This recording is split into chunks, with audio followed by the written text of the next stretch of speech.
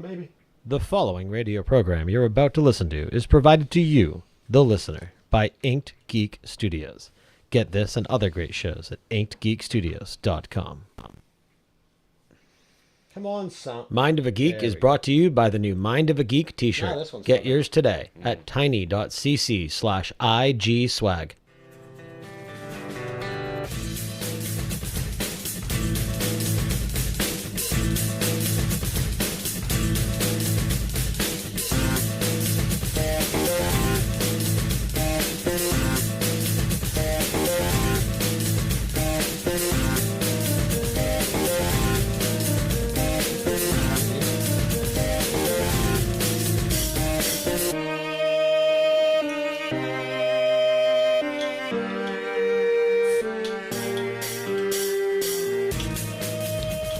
Good evening, everybody, and welcome to episode 5? Yeah, 5 of Mind of a Geek for Season 4. I am your host, Nate, and I am joined, as always, by Mr. Brandon. Hello. Who's opening my beer for me because I couldn't quite get the cap off before the music stopped. So yeah, we are here. It is another Friday night. Thank you, sir. It is another great episode of Mind of a Geek. Brandon, how are you? Drinking. Yeah. I'm fucking hot is what I am. I mean, I have no opinion on that, oh, but yeah, if that's you. what people tell you. No, you know I am. My ears are sweating. It's ridiculous. Right. So,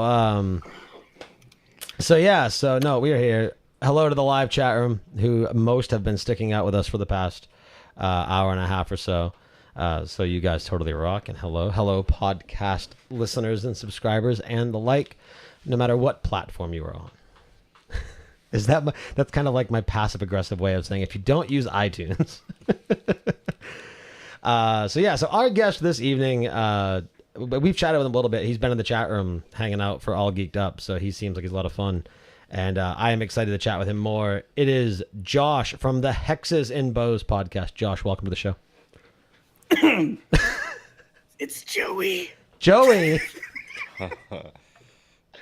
All right, let's start that over. Joey, Josh, whatever. You're Josh now. You're Josh. I'm Josh now. This is, Fantastic you know to what- be on the you know show, what- Greg and Daniel. So next week we're gonna have Joey on the show, but this week we No, have Josh. you know what's bad is I've been calling him Josh the whole damn night. I've said his name several times. You said Joey all night. Did I?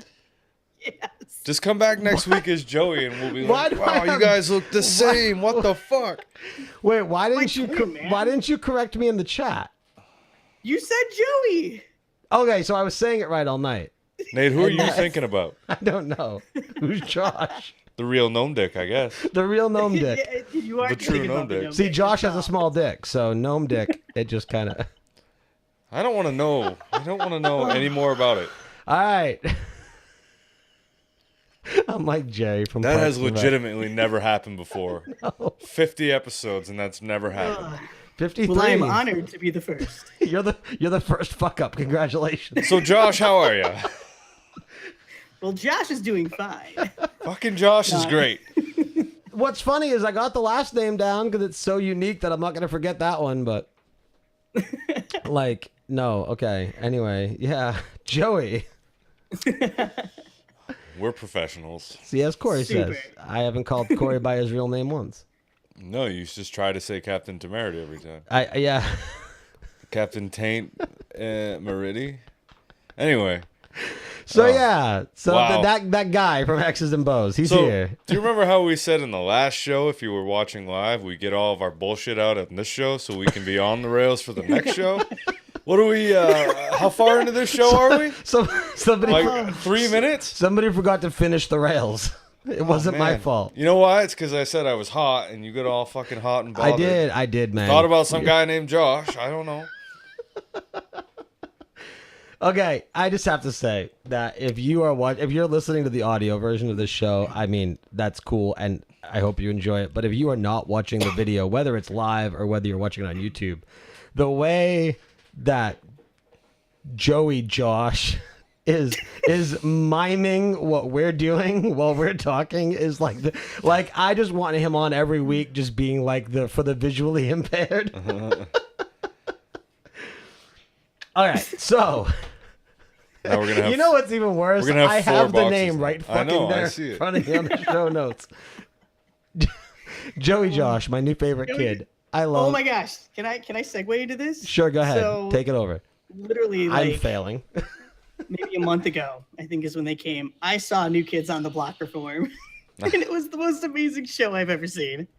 Wow. Yeah. Did they play the right stuff? Were they hanging yes. tough? Yes, they did. Were they hanging tough? It was amazing. Who'd they play with? Thank you for that, Who did they play with? Captain Merity. Who did they play with?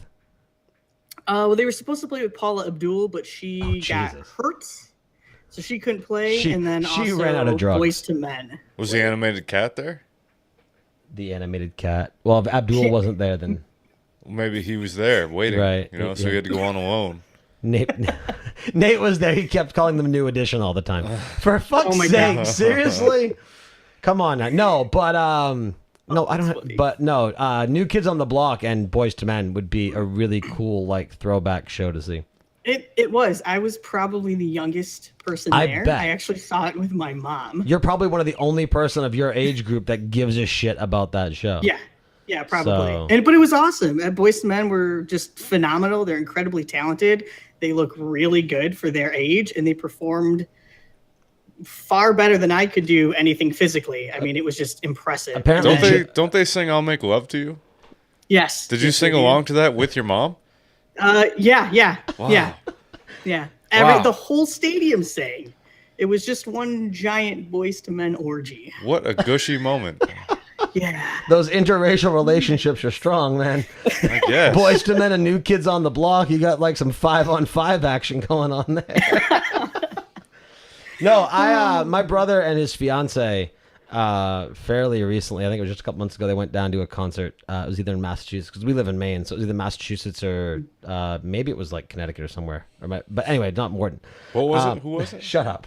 No, what was the it? concert, Yeah, right? what was it? Oh, it was Florida Georgia Line and the Backstreet Boys. Oh, it's probably Connecticut, Okay, yeah. So I'm a country fan, and I like Florida Sure. Georgia Line, but that's not country. and it's not your country; it's still country.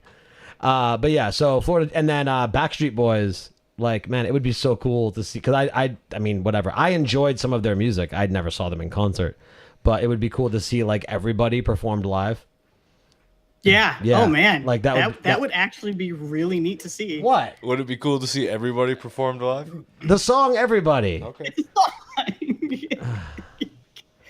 I respect your opinion, sir, and agree with it. But yeah, come on, man. I mean, I doubt it would be as good as the music video. I doubt they'd be like in costume. But like, that was one of the coolest music videos that they ever played on TRL, because most of the other shit was horrible. I don't know if you're old enough to remember TRL. You look like about 12. So- Oh shit. Well, Damn, Josh, you got the wrong name. Now you're getting shat on. Oh man. Did I go too young for it to be a compliment? Did it become an insult? What was I don't know. the- It's a little creepy. Well, you've come to the right place if you want creepy. What was the song you guys were just I'm talking talking to about? two Everybody. dudes that are. Is that the one where they're like horror? Yeah. Yeah, okay. I'm not gonna sing it, but hold on. I probably have it on my iTunes list. Everybody. Yeah. Yeah. Yeah. Am I the last person you would have thought knew that song? No. Fuck that. Actually, Fuck those people. I very vividly remember a conversation about, because I used to do that in the car, play shit you all hated. I have a couple videos of you in the car. If you go to my Instagram, Crimson Flag with a K and two G's. You Oh can yeah, see like Nate singing along some to shit. Prince and NSYNC. NSYNC. Yeah. Yes. Oh, yeah. That's a good combination of music. Prince and NSYNC. Yeah, gotta do the tearing up my heart. But anyway, how are you? I'm having a fantastic time You know, already, gents. you know what I've loved about this is this first 12 minutes or so.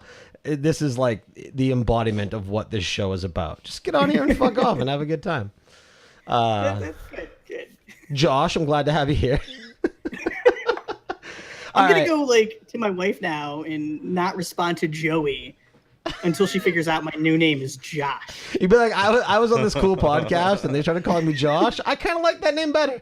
I was on this shite podcast and they called me Josh.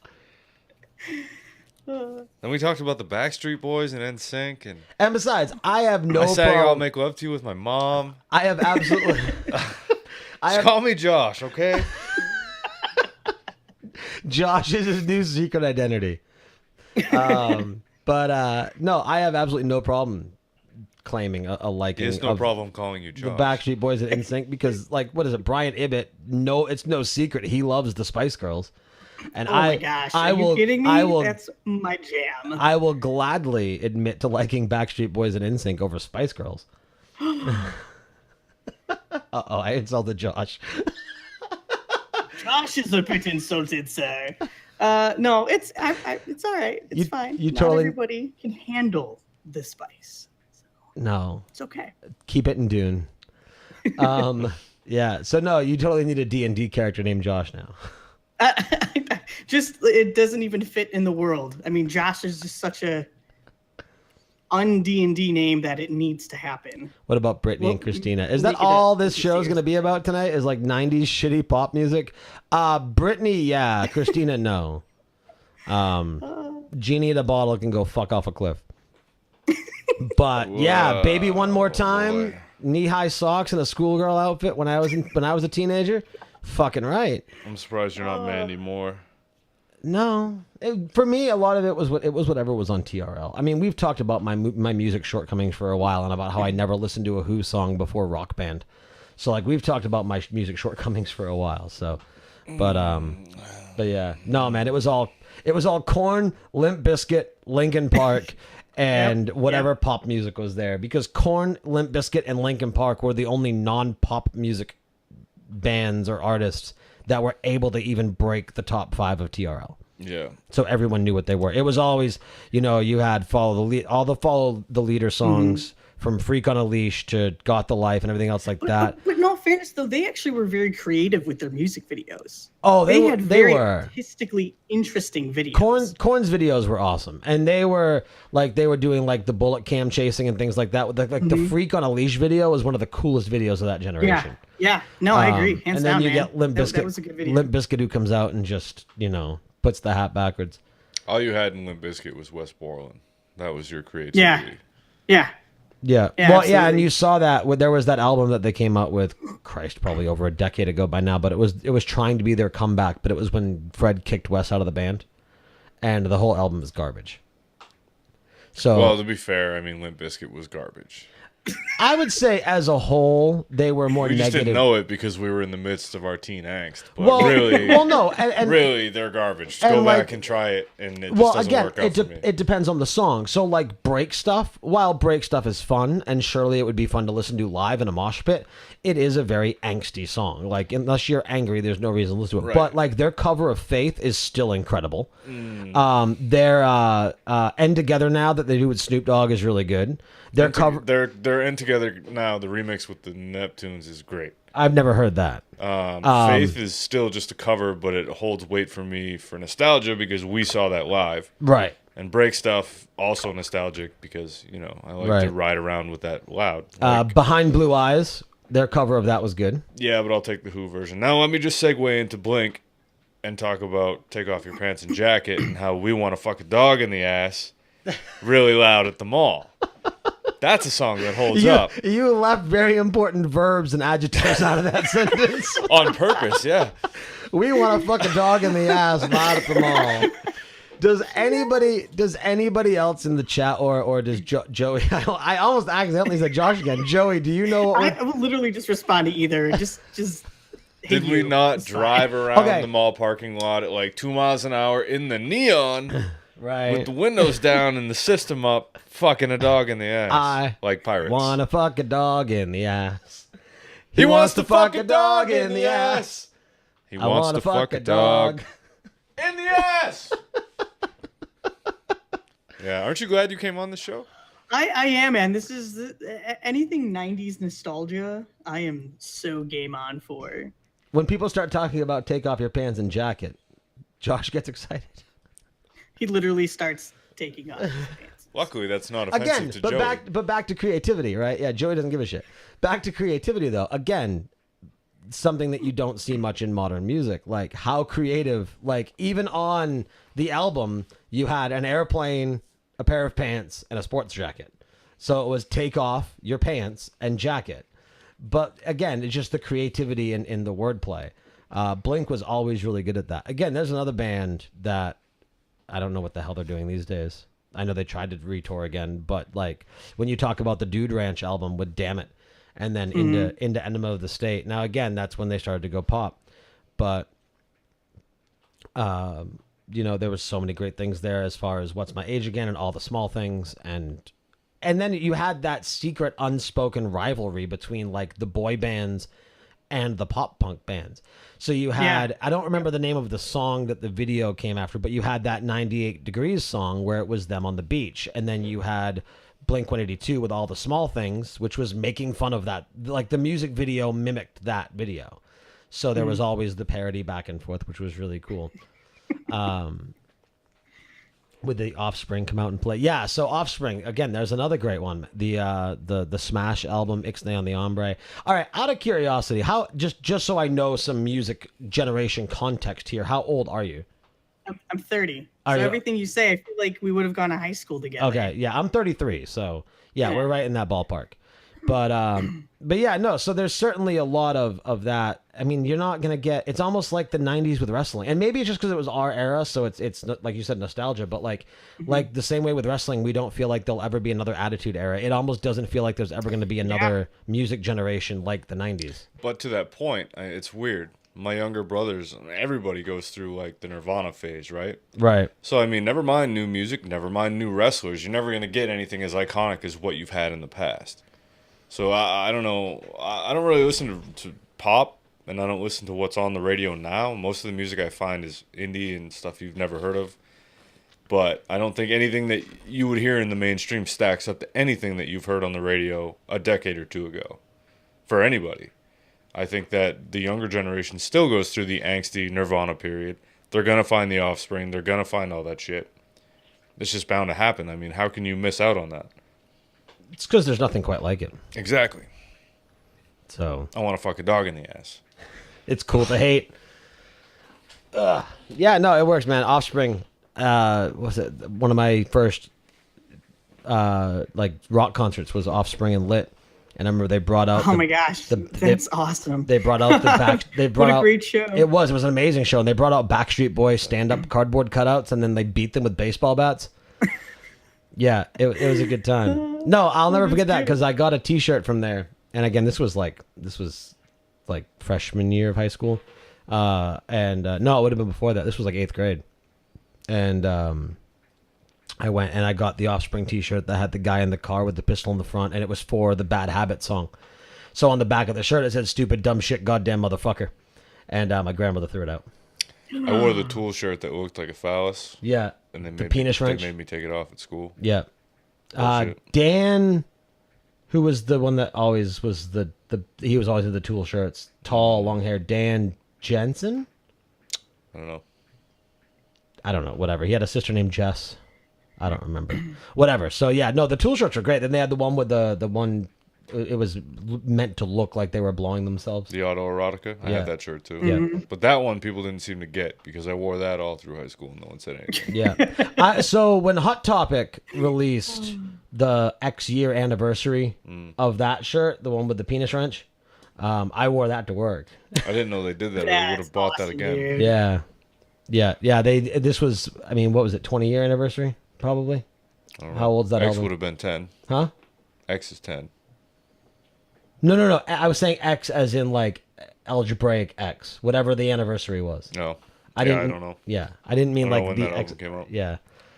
I should know, but I don't. Yeah, I mean it was what, mid 90s. Anyway. I don't know when Enema came out. Find out. Oh shit, I mean Enema is like my favorite Tool song. But yeah. Man, this show is like a flash in the pan. All right, so you do a podcast called Hexes and Bows. 96. I do, sir. I do. Why don't we let people who don't know you know about that podcast a little bit? All right. Well, hello. My name is not Josh. Hello, not Josh. How are you? Hello. I do good. You do good too. Yeah. So I do a podcast with a couple of friends, and it's pretty much about tabletop gaming with the very kind of few and far between actual play. But we like to talk about current Kickstarters or up and coming Kickstarters, kind of highlight the game devs. We do some interviews with them and just kind of talk about our experiences playing all different types of tabletop games. And a lot of it ends up just going back to Dungeons and Dragons. So we do talk about Dungeons and Dragons a lot. So Is that one of those things where when it comes to tabletop RPGs, like does D&D just kind of it's kind of like the base mainstay? of everything, Right. I mean, it really is. It everything took its roots from that. So I feel like yeah, so I don't have a lot of experience with tabletop. We mentioned briefly in the pre-show how I'm just kind of getting my toes wet with Warhammer, but like with video games, right? So you can talk about any MMO on the market, and no matter what MMO you're talking about, whether it's WildStar or Final Fantasy 14 or any of them, and no matter who you are, that conversation's coming back to World of Warcraft. it absolutely. But if you're an even older gamer, EverQuest. it's gonna branch off back to EverQuest. And if you're even older, if you're even older, it's gonna branch off back to Ultima Online, yes, it is. which I was playing in '95, and it was amazing until EA bought Origin and fucked it all up. Right? Did you play? I did. I mean, I was an itty bitty kid. Well, I was very first I was computer. 12, so you were 9. Yeah. It was. Well, no, I had my first computer. It was a Packard Bell. Nice. Packard Bell. Nice. Mm. Packard back in well. '93. I think I was on AOL 2.0 back in '94. Jesus. Something like that. You've got and mail. I never unplugged since. So yeah, it's kind of a thing. No, I remember. So I the '90s. Yeah, right. So no, I had a Tandy DOS computer. Oh my gosh. Yeah. Yes. Which still is, it doesn't run anymore, but it's still in the basement of my uncle's house next door. And that is it is the clickiest of clicky keyboards. Yeah, I want to kind of bleach it and put it on display somewhere because it looks really cool. And it was the first computer that I had. Like it was mine. It was bought for me. It was my DOS computer. I had the floppy disk games and all your Sierra games as well as like your police quests and space quests and King's Quest. Everything's fucking Quest. Wait, but for the kids out there though, you have to mention that floppy disks aren't the hard floppy disks. You had the original. Oh yeah, disc. no, these were like the actual floppy the disk. size of the a, actual floppy disks. like the size of a 7 inches. the size of a paper plate floppy disks. Yeah, This big. Yeah, right. With Back the CD circle inside, kind of thing. Yeah. Oh yeah. Your Oregon Trail days with the printer with the holes on the sides. I never had a computer until way later. Yeah, no, I had a DOS computer long after I did not have any business having a DOS computer, and then I had a Compaq. My mom is cocky and arrogant and likes having tech that other people don't have, which is where I get it from. And my dad likes porn, so so we had computers early. There you go. All right. Mutual friend in the chat, David Ginsburg, King's Quest Sierra rules. Yeah, man. When it came to like child PC gaming, Sierra and Westwood Studios ruled my life. Actually, on my stream, I was doing a retro night a couple weeks ago, and I played some Legends of Carandia. Oh wow. Yeah, so that's pretty cool. Right, it goes way back. Yeah, no, that and then Hand of Fate, and then Malcolm's Revenge. Yeah, I picked them up in a 3-pack on GOG for. But anyway, yeah, but no, so yeah, it goes way back. Ultima Online, but no. So anyway, so that was a wild tangent. So yeah, you were talking about D&D and all the other tabletop games. Yeah, and I mean, it really does come down to like I didn't even start. Well, okay, we'll backtrack. I actually started playing D&D back in high school, but I never really had like a good group of people to play with. So unfortunately, none of the games really went anywhere. I had a good group of friends that would play like Warhammer Fantasy, so we definitely played that. But nobody was really into like the role playing or the storytelling aspect of D&D. So it kind of fizzled out. Never really played it again. Played about maybe 2 or 3 games in college, and that was about it. That was kind of a dead end. And probably 2 years ago, I was like, you know what? I'm sick of not being able to play this. Like, I legitimately want to tell really cool stories or be part of really engaging stories. How can I do that? Oh, I'm just going to DM my own goddamn game. So I did. And for 2 years, we've been in this group together. They all come over to our house. My wife plays. Friends that hadn't had the chance to play before are now playing, or they hadn't played since high school either are now playing. And it's just fun for us. It's this great way to kind of completely leave our realities and whatever it is that's stressing us out or whatever it is that we're part of, and just dive headfirst into this fantasy world of magic and wizards and goblins and dragons. And it's fun. I'm so happy that I picked it back up and just decided, fuck it, I'm gonna go be a DM. That's what I'm gonna go do. Nate, do you know anything about D&D outside of the Stephen Lynch song?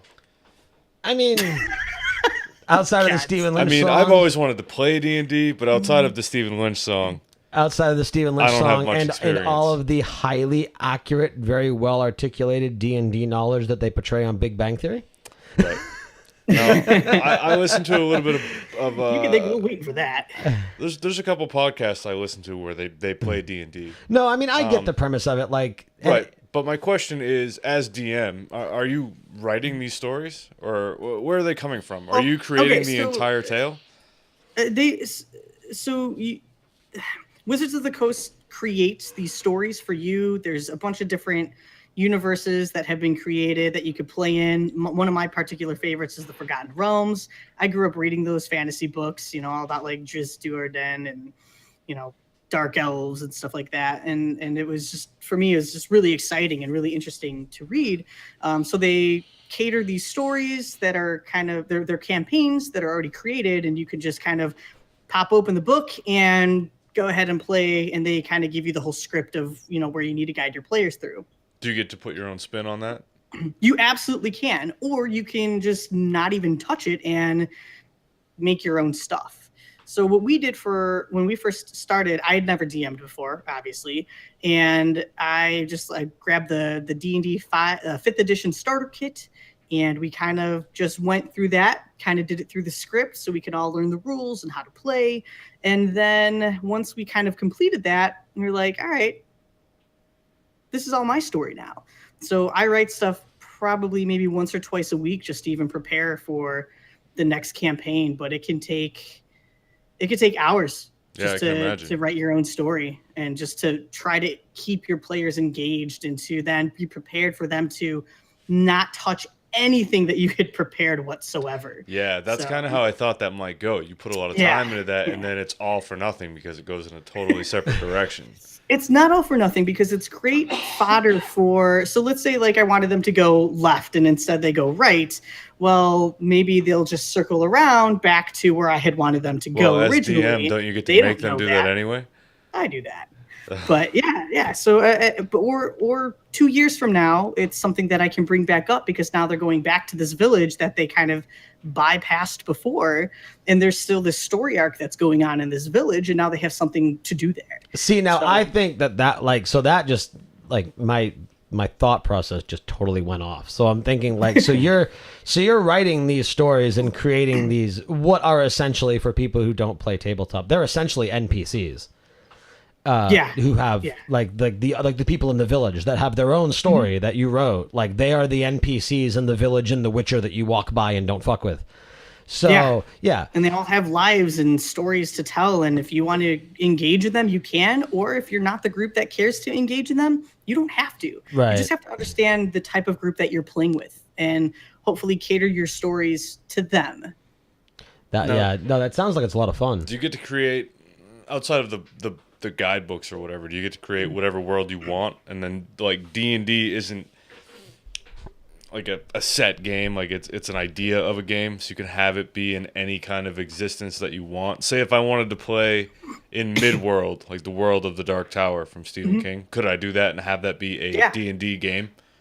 Yeah, so the DMG, the Dungeon Master's Guide, is essentially just a book of rules and numbers and statistics that you can then apply towards any world that you want. You are not limited whatsoever to just the D&D D&D worlds See, that that they've I- created. that I you like. can go do whatever you want. See, think of it like what you just said there makes me think like what I'm, and I might be way off, but I'm thinking Minecraft. And the reason I'm thinking Minecraft it's is like because it's like Minecraft meets Gary's Mod, because Right. there's still kind of a little bit of an objective, but you could do whatever the heck you want. right, like you are in a world with a given rule set, but within that rule set, you can be as creative as you want to be. Yeah. Yeah. Yeah, absolutely. So, but no, I mean that's cool. Yeah, it's definitely something that would be a lot of fun. Like just the idea of, I had tried to play once years ago, actually with an old guest of this podcast, Lou Page, Busy Zombie Slayer, who does the Zombies Ate My podcast. I hate it when they have podcast in the name because I always want to instinctively say podcast at the end of the name. So when it's called the Zombies Ate My podcast, it's the Zombies Ate My podcast.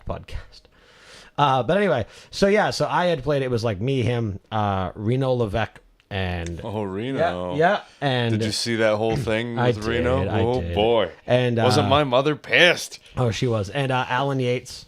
So I had done I it. miss you. I had I miss done that it guy. once, and we made our characters did everything went on. But the way that they did it was in Lou's basement, and they had a table set up, and he had like the flicker flame candles, like the light bulbs that the whole setup. And the second that you were down at the bottom of the stairs, you could not verbally speak out of character. Oh. Yeah, you had to talk in character, and they had there was a system that they had where you would hold up a card or something to signify that you were talking out of character because you were speaking in an emote or something like that. But yeah, if you spoke dialogue, you were talking in character, and it was really cool. If they weren't assholes, I would have loved to have done it more. Yeah, that's kind of the unfortunate thing. It's at least in my experience, it's been very difficult to find a group that wanted to engage the way that I wanted to play in this random world of openness. And I'm very lucky that I did find the right group of people who, they enjoy immersion. I mean, we use everything from Cantrip Candles has sent us scented candles that are kind of scented for a old wet boat, and it really smells like an old nasty wet boat. So you light that candle up and you let them smell that and just kind of really immerse themselves in that world. I have to sidetrack for 1 second. I assume you play actual video games as well. Oh yeah. Did you hear what they're doing with Destiny 2? I don't care about Destiny. But what are they doing? Well, 1 sucked, but 2 is on PC and on the Blizzard launcher. So I have to know, get it by interesting. I have to get it by default because it's on the Blizzard launcher. Because it's on the Blizzard thing? Right. Damn it, Blizzard. So, well, no, I want tie-ins for the other Blizzard games. Like we were talking about, you said you were playing Overwatch, so I don't know if you missed it when we were talking about it on All Geeked Up, but I own all 3 collector's editions of all 3 versions of StarCraft 2. Nice. I maybe have played it for an hour. I own it because I want the WoW pets. I want the Diablo wings. I want everything else. It's the ecosystem, Mm-hmm. But anyway, but they are releasing, and I forget the company that's making them, but they are releasing scented candles for Destiny 2. And the candles will smell, they'll have one for each planet in the Destiny 2 story campaign. And they will smell like the atmosphere of the planet, so you can light the candle while you're on that planet because apparently you can smell it through your spacesuit. But Sure. Why not? Continuity. It's fantasy. But right. But so no, apparently that is something that is not completely unheard of. No. Yeah, I wasn't expecting a game like Destiny to partake in that.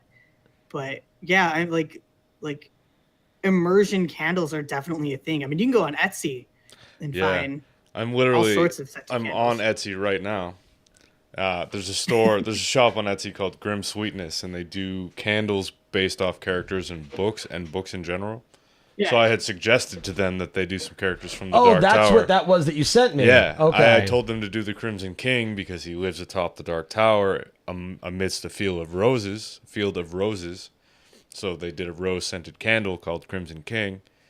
There's a couple other ones that I suggested that are on there now too, which I'm pretty pumped about. Now, is it only books and characters and stuff? From what I see, like they have Okay. dragon scale, obviously based around Game of Thrones. Right. You know. Right. No, because like I'm just thinking like now talking about this and whatnot. Like I would love to have a candle that like made it so it smelled like I was walking into Orgrimmar. Oh my gosh. Or, Yes. or walking, as much as I hate the Alliance, so like walking into like the Lion's Pride Tavern. I want to know what it would smell like to walk into one of the shops that sold made shit. Well, made shit, it would smell like shit. How do you know? Made just shit glitter. How do you know? It would be sparkly. Just you All know. right, so I have to ask: you so know. do you guys both play WoW, or did, or He I- he is way more into it Yeah. than me. Like I've only been playing for a year and a half, so Yeah, I mean, we touched on it a little bit earlier. My MMO career started in '95 with Ultima. 95 to 98 was Ultima. 99 to 2004 was WoW. 2004, very steadily like first, like server first raid completion steadily. WoW from like 04 until Wrath came out in 08. So it was, I think, on the server that we were on, I think Ulduar. Okay. Ulduar was the first raid that we didn't server first because the group just started to fall apart. So that would have been like mid 09 because Wrath came out November of 08. Yeah, so it'd been about so mid-ish 09. And so I played it pretty seriously up until then. I have the Frostmourne hilt tattooed on my back. So I have the Alliance crest on my arm. look, Tarogar. no Alliance all the way, man. I loved how all the Alliance babies cried when Garrosh was the newest hero on Heroes of the Storm. Although I don't even care. Like, To be Hots is fair, so... I tell you, Blizzard didn't know what they were doing though, but Garrosh was Trump before being Trump was cool. yes, dude, that is one of the most appropriate analogies. Go back and you don't know, I'm you gonna didn't play borrow back that. then. Go back and watch like some of the cinematics and some of the cutscenes from when Garrosh was the war chief. Like during Mist of Pandaria. Yeah, like when Thrall had to leave because of the cataclysm to save the planet from Deathwing. So Yeah, then I've listened to my lore episodes. okay. Yeah. So yeah, see, so it's not in one ear and out the other anymore. But yeah, no, for me, yeah, so I wish that they could just do lore episodes. I love the lore episodes. there's a couple WoW podcasts that were There's a pretty- couple that I listen to at this point. Yeah. But I love to listen to I follow him everywhere. What's his name? Not Scott, the other guy. Terpster. Terpster, thank you. Yeah. His voice is soothing to me. Yeah. It's it's I don't know, it's the accents, man. It's like him and then like Patrick, like the French accent. Like I love listening to Patrick talk. Yes. No accents, man. I like accents. What are you doing? Nothing. I was looking at the chat room. Oh. Wet limestone has a unique smell. But yes, brimstone too. Thank you, Annalisa. Well, if you went to like one of the ninth levels of hell, I mean, those are legitimate smells to Right. let loose in your home. No, that would be cool. we should do scented candles in the podcast studio. And have, Coming up next week, Brandon and Nate make candles. Whoa. Oh. so the podcast itself, Hexes and Bows, is based purely around tabletop.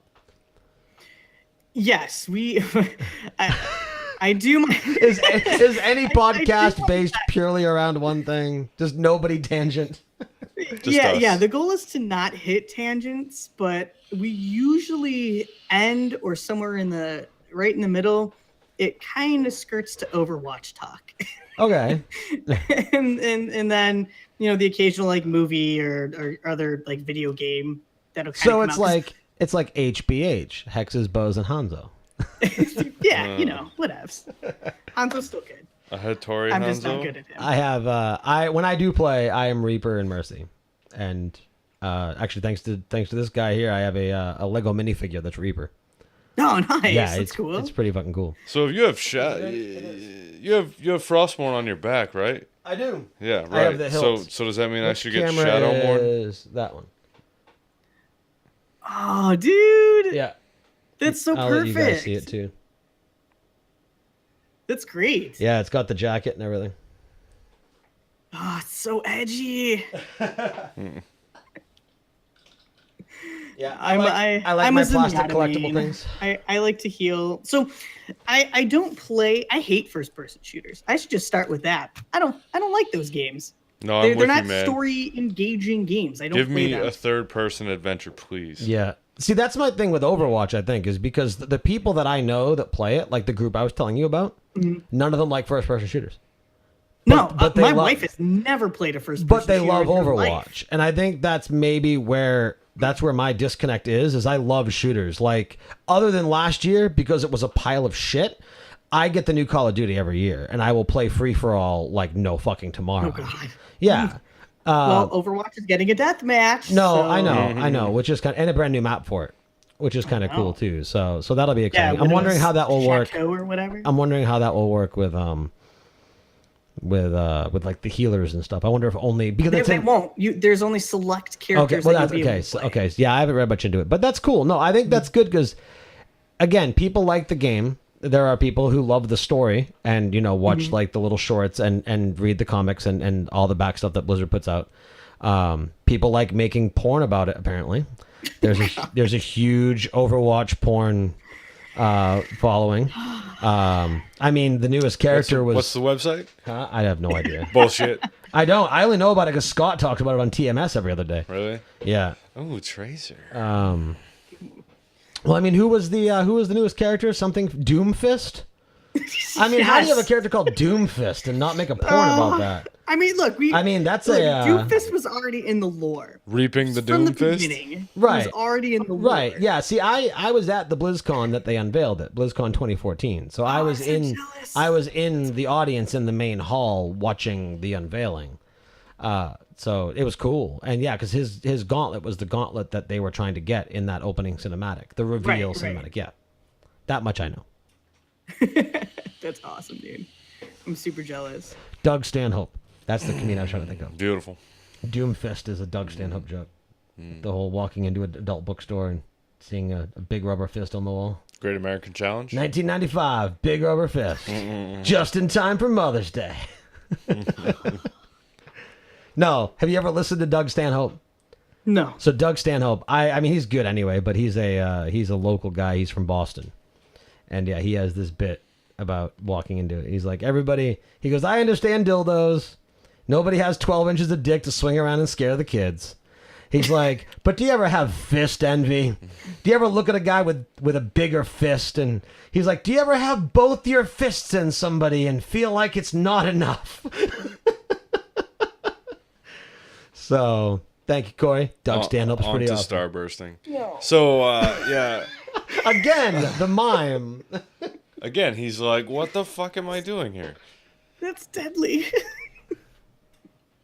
That So- would be assault with a deadly weapon. I think it would take a little more effort than that, sir. You need to be more... For the podcast listeners, Brandon and Joey are miming double fisting somebody anally. Yes. Notice how when I was mentioning anal fisting, I made sure I got your name correct. Yeah, right. Thank you. My mom is going to be so happy when she listens to this. She doesn't listen. It won't matter because she won't know why you're having her listen to a podcast with a guy named Josh. Yeah. Who's this Josh guy? Why does he sound so similar to you? You tell me. Yeah, I don't know. What are you hiding, mother? It's the twin you never knew about. Oh, and we're going down a path we shouldn't go down. Anyway, okay, so along with the podcast, you also do reviews. So what do you review at first of all? Anything that's essentially tabletop related. We like to review like board games, card games, supplements to role playing. Tristan Zimmerman is the author of a book called Archive, and it's essentially him and a team accumulated a bunch of actual, genuinely real places, very fascinating people within history, and just kind of accumulated them so that you could add those elements into your game, because there's nothing more strange or nothing more originally creative than just real life. And so we got to actually do an interview with him, and it's a really, really interesting book. But we also do dice. Like, we love dice. Like, as many dice as we can review, we will try to get our hands on, because everybody has their superstitions with dice. Everybody has their preferred type of material of dice, and so that's what we review. So if it's tabletop related, we try to get our hands on it. Very cool. All of the dice. Yeah, so as I mentioned, I'm getting into Warhammer. I haven't learned how to play yet. I'm just painting, but I was told that dice. That's half the fun. I was told that dice are very important, and that because I was Dice talking. is life. Yeah, so it's Dice two good friends of mine. Well, three really. So it's Amy Frost, J.F. Dubois, and Tony Sandoval, who all are part of it. We're actually, some of us are. Well, that group is going to Adepticon in Chicago in March for the tabletop convention, and then I think some of us are going out to Vegas in January for the Las Vegas Open. Nice. Well, hey, if you guys are out in Chicago, hit me up. Very cool. Are you going to Adepticon? I didn't know of it, but I might look into it now. Yeah, so it's I don't know much about it personally, because again, I'm just getting into this world, so I don't know what it may feature there that you would or wouldn't be into. But yeah, apparently it's a fairly, like, they recently did their 10-year convention, their 10-year anniversary of the convention or whatever. Wow, I do C2E2, Anime Central. Amy's in the chat. She'd be able to talk more appropriately about it. She's been like 2 or 3 times, I think. But nice. So cool. yeah, but so we'll be there. I'll be there purely for Warhammer. I can't talk like I know about it because I don't know much about it. But yeah, so no, when I was talking to Amy and JF about it, I'm like, so what is it with dice? Like, so obviously dice are part of the game. Like, you use dice to play Warhammer. I was like, is it going to be like, and I asked this, I'm like, am I going to be weird if I want to make sure my dice matches my army? Like, if I want my dice to be the same paint scheme as my army, is that weird? It's like, no, everybody does that. No, yeah, most people will do that. It's like, and I guess if you what's your play, favorite color? We'll buy you 30 dice sets in that shade. If you play a round or you play a match and you lose it and you have another one coming up, like, you will get rid of that set of dice. Oh yeah, use it. Yeah, that's a dice curse, man. Like, yeah, those are bad dice. Yeah, it's just like playing craps, dude. So do you ever like rub your dice on somebody's breasts before you roll them, or blow on them, or? I haven't tried that technique. It's a craps thing, so I mean, if it works in craps, it must work. It'll obviously work in Warhammer and D&D, sure. I mean, I could just rub them on my own breast. Let me give you some. So, are you playing Warhammer Fantasy 40K? 40K. Yeah, I am building in 40K, but I think the Space Marine miniatures are actually they're pretty cool. I'm doing Chaos. Fantasy. I'm doing Chaos Space Marines. So. Okay, cool. Yeah. Cool. Chaos was actually my first fantasy set. Nice. Then I switched over to Dark Elves. But my word of advice to you is, if you play with randomized weather, absolutely, for whatever reason, despite that it had been raining for 6 consecutive turns, that rendered a dwarven cannon inoperable for 6 consecutive turns, do not, for whatever reason, send your general to just take out the cannon that was inoperable for 6 turns. Don't do that. Don't do that. Did it become operable on the 7th turn? It did. And on the 7th day, the cannon fucked me up. Yeah, Fodder so I I was playing goblins, and when your leader in a goblin army is taken out, they're stupid. It's just pure chaos. They all have to roll leadership, and most of them will fail. And then so they just scatter. Your army some go this way, some go that way, and that was it. I got wiped just because that cannon decided to work. So it's very much the epitome of cut the head off the snake. Yeah. So what is it in the game that just all of a sudden made the cannon work? What changed? The weather stopped, I assume. Yep, the weather stops. The dice rolled, and he was successful. But what in the dice made the weather change? Like, what has to happen to make that happen? But the dice just have to roll over. I can't remember what the specific dice roll was, but like, if you most things are like a D6. So whether like if it rolled a 6, then it would stop raining. So you had basically, you know, an 80% chance that it was going to continue to rain. I took that 80% chance, and I lost. What a terrible mistake. He would have left Vegas broke. This is why I don't gamble. I'm terrible with dice and percentage chances with luck. It's Let's at least Sometimes you just got to put that gnome dick out there and let it ride. let's at least go this far. Let's see if you are a step above most people. All right. If you roll a 6, or let's keep the math simple for certain people. Who? I don't know. Me. Me. Okay, so you have a 5-sided die. That's too many sides. Each number, so 1 through 5. I don't think 5-sided die exists, but we're gonna go with it anyway. You have a 5, maybe they do. You have a 5-sided die. They do. So each number has a 20% chance to land as the number facing up, right? So you roll it once, and it's a 2. What's the percent chance? No, so what are the odds of getting a 2 on the next roll? The same percent Thank chance. you. Do you have any idea how many fucking people think that the previous roll affects the percentage of the first roll? There's a lot of people that Yeah. do. Like if you That's roll how superstitions build. if you roll a 2 20 times in a row, like they think that there's less of a chance on that 21st roll than there was on the first. And I don't get it. Yeah, superstition. That's all. Right, but it's like people will like I had a legit argument with somebody about no, actually, you know who it was? It was Corey, the guy I did Geek, not this Corey, the kid I did Geek Access with, and he was like, no, I'm like, no, trust me, it does not affect it at all. He argued There that is a factually it would affect it. Yeah, Is he stupid? I don't know. I mean, it's one thing to just troll somebody, but like he actually argued that. He did. Like it's. I don't remember Well, what episode. okay, so it landed there, so now it's just not. It's not gonna happen now. It's heavier there. It won't. Well, I happen. know, like statistically, like, yeah, if you roll, and I get it because you have that old phrase. Well, if you roll a 2 20 times in a row, odds are it's not going to roll the 21st time. Statistically, But if you only roll it 20 times, the odds are you don't have enough data to actually have an informed assessment as to what percentage that will roll. right. I mean, you need millions of times to have an appropriate amount of data. And that's going to also be based on what, like, the material that your die is made out of. Are there any imperfections?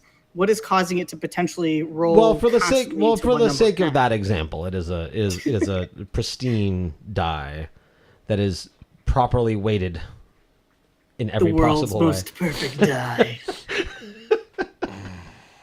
If you have one, please let me know. I'd love to review that. He has one. He calls it Josh.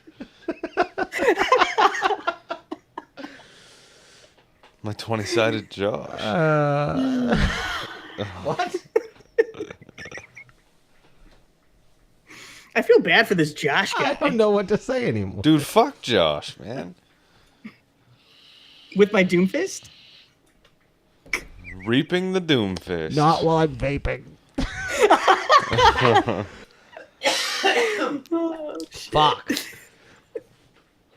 Anyway, Yeah.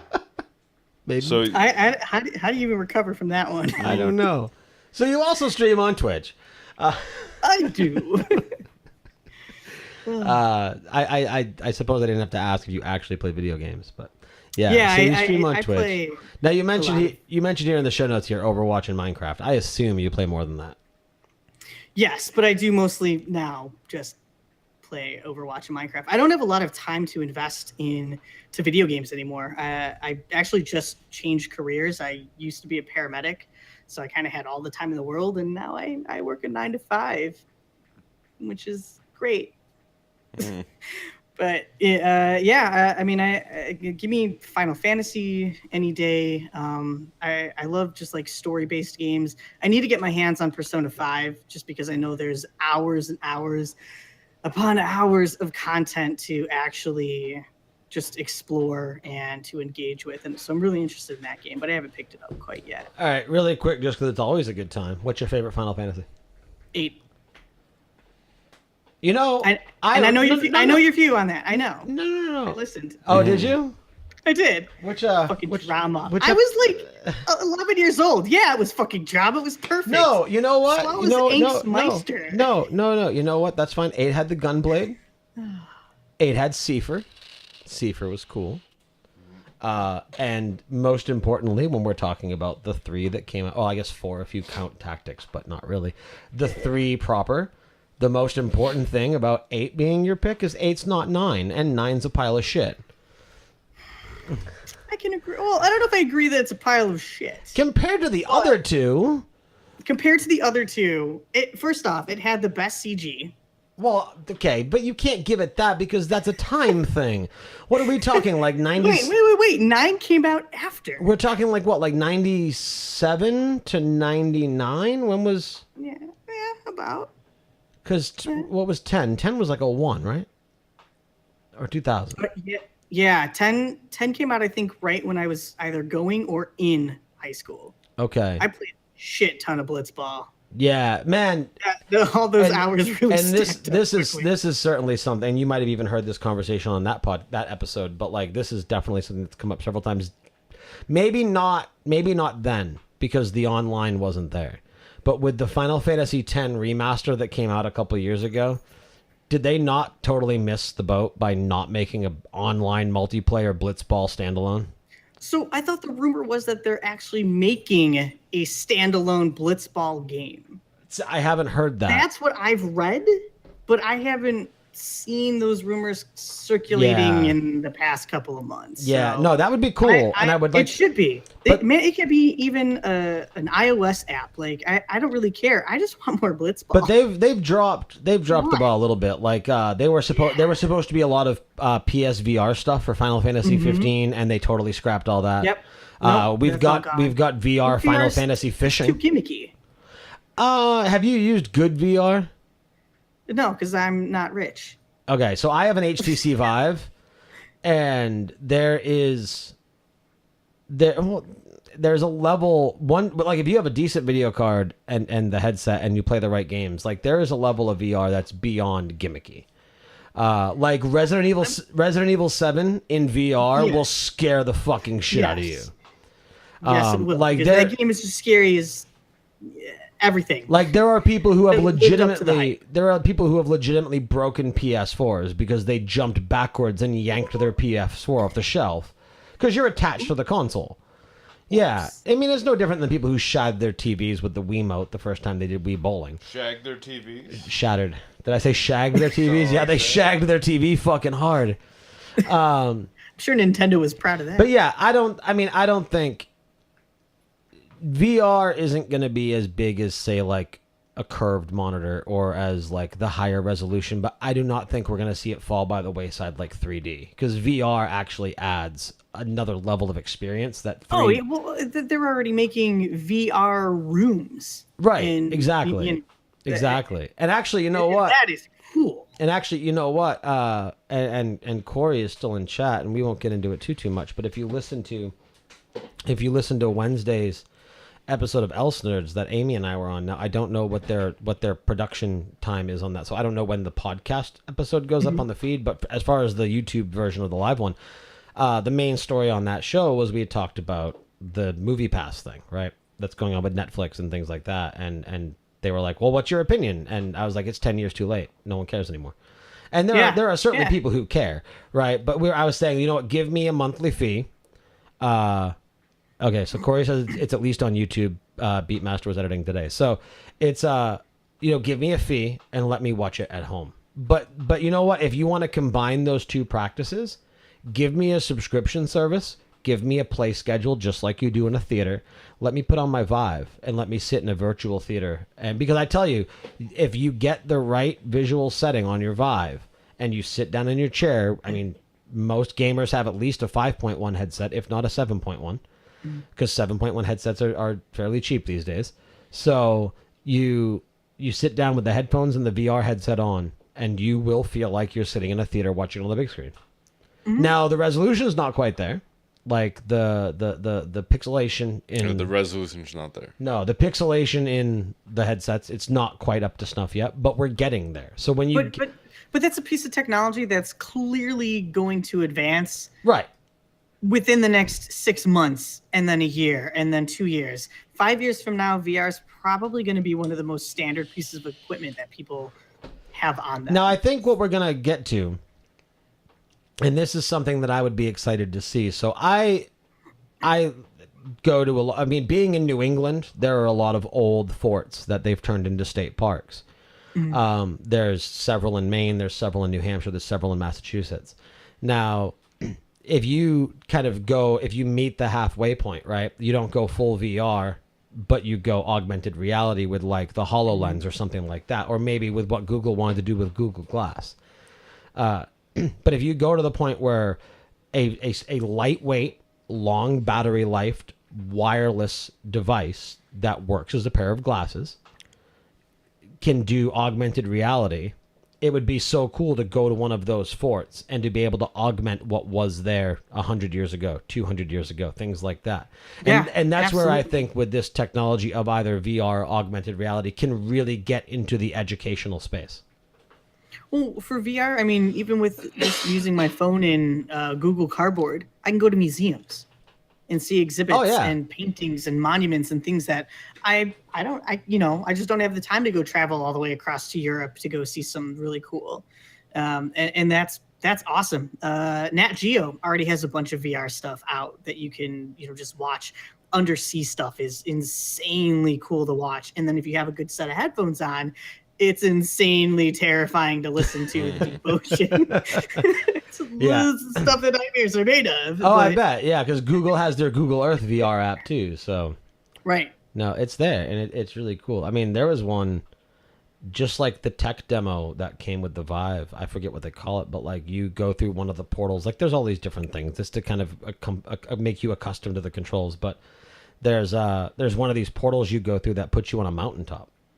And it's click to move, because that's how they cut down on the motion sickness. You don't you can walk in your small area, but for large distances, it's click to move. And man, you click up to the edge of the mountain and look down over it with the VR. It's just like now as we said and as Brandon agreed, the resolution isn't there. It's very pixelated. But what I've noticed is if you use it a lot, it's very much like going back and playing a retro game, like you mentioned, Final Fantasy VIII. Mine's Final Fantasy VII. And the best thing about the VR thing there, where the resolution is lacking, is where were we in Warcraft?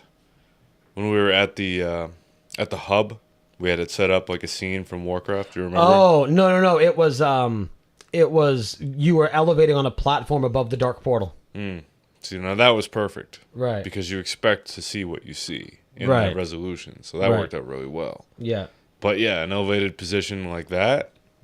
Yeah, you feel it. Yeah, no, you do. But what I was going to say was, though, is if when you go back and play one of those retro games, the moment you start it, it's like, oh my God, this game looked like crap. But once you play it for 30 seconds, a couple minutes, your mind starts to piece together how you remembered it looking as a kid, and it doesn't look bad anymore. You know what I mean? You almost fall back into it. You don't notice that Cloud's biceps are as big as his head. After you play it for 2 minutes. He's the worst proportioned character. He really is. I don't know who's worse, so him or Barrett, but they all had it though. Cinematics, they all looked great. Gameplay, they all looked like Popeye. Yeah. So same with the Vive. You put the Vive on, and once it's on for a couple minutes, if you're doing the same thing, and again, things that aren't designed to be true to life, like if you're playing, Job Simulator looks great. Or you play Space Pirate Trainer, or we haven't done the Rick and Morty one yet, but I really want to try that. Oh God, it's got to be so much fun. Be great. The Rick and Morty VR, yeah. But no, I'm really excited to see where that gets. The next set of headsets, and they're already talking about unitless ones. They're right now, Oculus is working on a headset that will be a standalone device. See that'd be cool. Yeah, that'd be pretty awesome. Yeah. So I don't know. I'm excited to see where it gets. And definitely. There's so many different possibilities and so many different uses that you can have by incorporating virtual reality. But the number one thing that I want to at least be alive to see, I swear to God, if I do not get a .hack VR experience, I'm going to be a very unhappy anime and gaming fan. Okay, now I don't watch anime. Dot Hack is the one that was an MMO where It was an MMO, and you got Okay. sucked in. You were a Okay. virtual helmet. You're living in that MMO, and then you could come out whenever you want. Except the one dude was stuck in it, and blah blah blah. blah. right. Yeah, Yeah, I want that. that sounds like that would MMO be really cool. immersive game in Yeah. VR. That sounds like it would be cool. We'll get there. That's what I want. Yeah, no, we certainly will, because that's going to be. I mean, it's all going to be. Bear. I loved Bear. Sorry. No, it's okay. I have just no connection. That's all. All right. So before it gets too late here, do we want to give away a set of dice? I do. I would love to give away a set of dice. Alright. I brought them so you can see how shiny they are. Very nice. Those are cool. I like them. Blue Alright. glitter. So, for anyone not familiar, because we've only used this bot for a giveaway once, and it was with JF in his book. So, I am going to set it up. The bot should tell you. Let me scroll. The bot should tell you how to enter it, and that. Oh yeah, those are awesome. That's really cool. It almost looks like like obviously it's a solid die, but it looks like a texture you'd see in like a bouncy ball. Yeah. Yeah. It's yeah. It's just a nice. It's a set of polymer. I don't know. I got them from like China, but they're awesome. I love these dice. I have way too many dice sets, and we've got metal. We've got glow in the dark ones. We've got so many plastic ones. All right, so everybody that's currently on here has plenty of points. So I will make the entry cost like it'll just be 10 IGS bucks. That's fine. Just wanted to make sure everybody had enough. So let's do.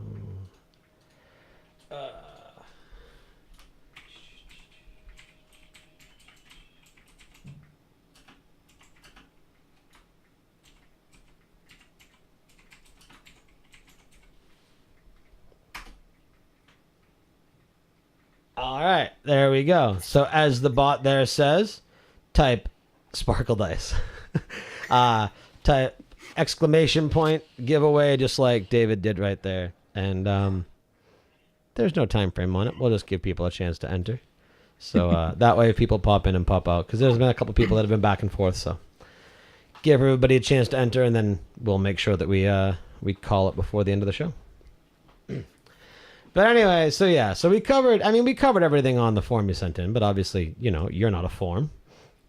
I'm just a Josh. You're also, I was going to say, you're also not Josh. So what else do you bring to the table of Joey? What are some things that you're into outside of Josh. Yeah, I'm really into Josh. What does Joey bring to the table outside of Josh? I'm trying to fucking break that. That's good.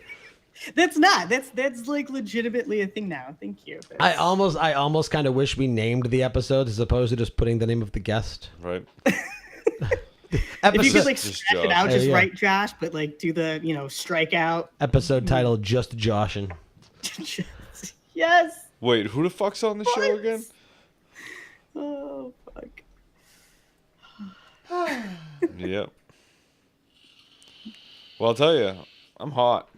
It's hot in here.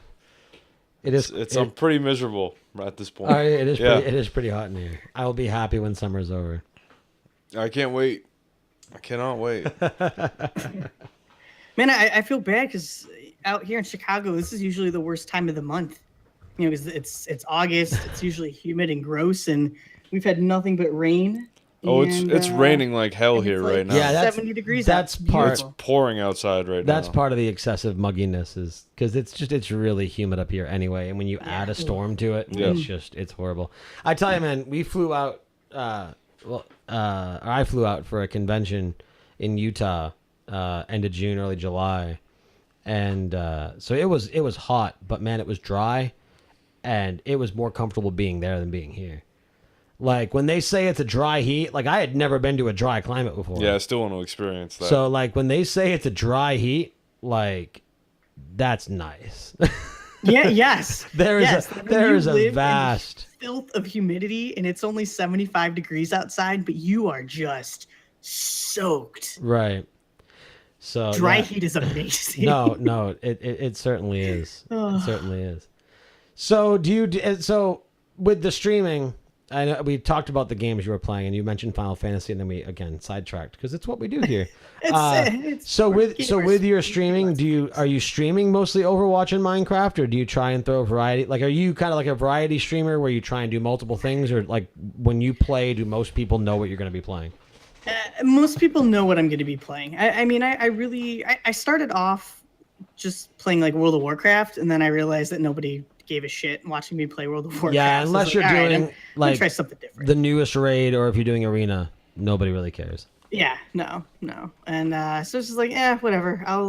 So I started playing Minecraft because the people that were watching the stream were like, hey, you should come play Minecraft with us. And so I did, and I kind of got hooked. It was the first time I'd really played. And again, I like the freedom of being creative, but I was also really bad. And it was a bunch of like 14 and 15-year-olds at the time that were like making fun of me while I'm trying to build stuff, or just dying all the time because I couldn't figure out what to do with like the creepers. But yeah, so I do tend to play like a couple different things here and there. Like I would play Left 4 Dead every now and then, and I don't really qualify that as a first-person shooter because it's cooperative. So it's to me that's not really your typical like Call of Duty type game, Right? But yeah, but I don't know. I kind of just played a bunch of stuff, and then I really settled on playing a lot of Minecraft, and now I really for the past year pretty much only have the time to play Overwatch. I mean, I do so many things. I'm part of the Extra Life charity gaming group, and I was the guild secretary for Chicago for a while, and Nice. so a lot of the times that I would stream, it would be for them. But yeah, I don't know. I just kind of play whatever I really feel like, and as of late, it legitimately has just been Overwatch. My wife plays, so it allows my wife and I to spend more time together while also playing a game, and so I appreciate that. No, that's always cool. Yeah, there's definitely something to be said for that. Yeah. So no, I'm just curious because I do my streaming too. So I was just kind of curious. I typically variety it up a bit, but just kind of it seems to be like it's definitely you get yourself more consistent viewers if you stay with the same game. Right, and you know, that's kind of what I did, and I built right. myself like this little, it's a small, very humble channel, but it's fun. I mean, I have fans, and it's really weird, but it's really cool, and I love it, and I'd like to just continue to keep growing with that and playing games and meeting new people is really what, like, for me, Twitch has become. It's just I don't have the time to really socialize in person anymore, but Twitch kind of allows me to do that because I'm a pretty extroverted person, but I just don't have the time. Where are you gonna go? I'm a fucking 30-year-old person. I'm a 30-year-old person.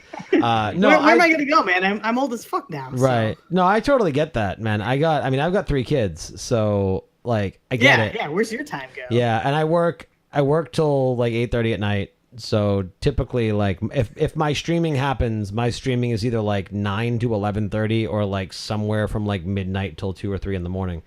So because of the stream time that I get, or the lack thereof, and then not only just the lack of time, but the hours of time, like it's not something I'm ever gonna have. Like if I'm gonna sit and devote time to something on live streaming, it's podcasting. It's podcasting over streaming. So, because there's more communication, I think, there. But no, there's definitely something to be said for that social aspect of that. Like in the chat here, like, he's not there anymore. I took off Hugo, who was in the chat for a while. Like we'll stream together. He's always like, we'll play Heroes of the Storm together. So, and again, there's the group of people we do Overwatch with. Brandon and I will occasionally meet up on the same game. With me and him, like the thing with us is that we love gaming together, but when it comes to our schedules, they're polar opposites. So the nights that line up for us are when we podcast. Yeah, they don't really even line up because I'm a milkman and I've been up since 1 o'clock this morning, which is why you see me getting lower and lower in my chair. This is the beginning of my weekend. Shifts. Yeah. So it's my schedule was. I didn't get to hang out with friends because typically I was working, or I didn't get to see family because it's the holidays and I'm working. And it's not like I could come home after or go before because I work 24 hours. Right. Right. So I kind of took advantage of that schedule though, and I would stream during the day. So a lot of the people that I was connecting with weren't even from America.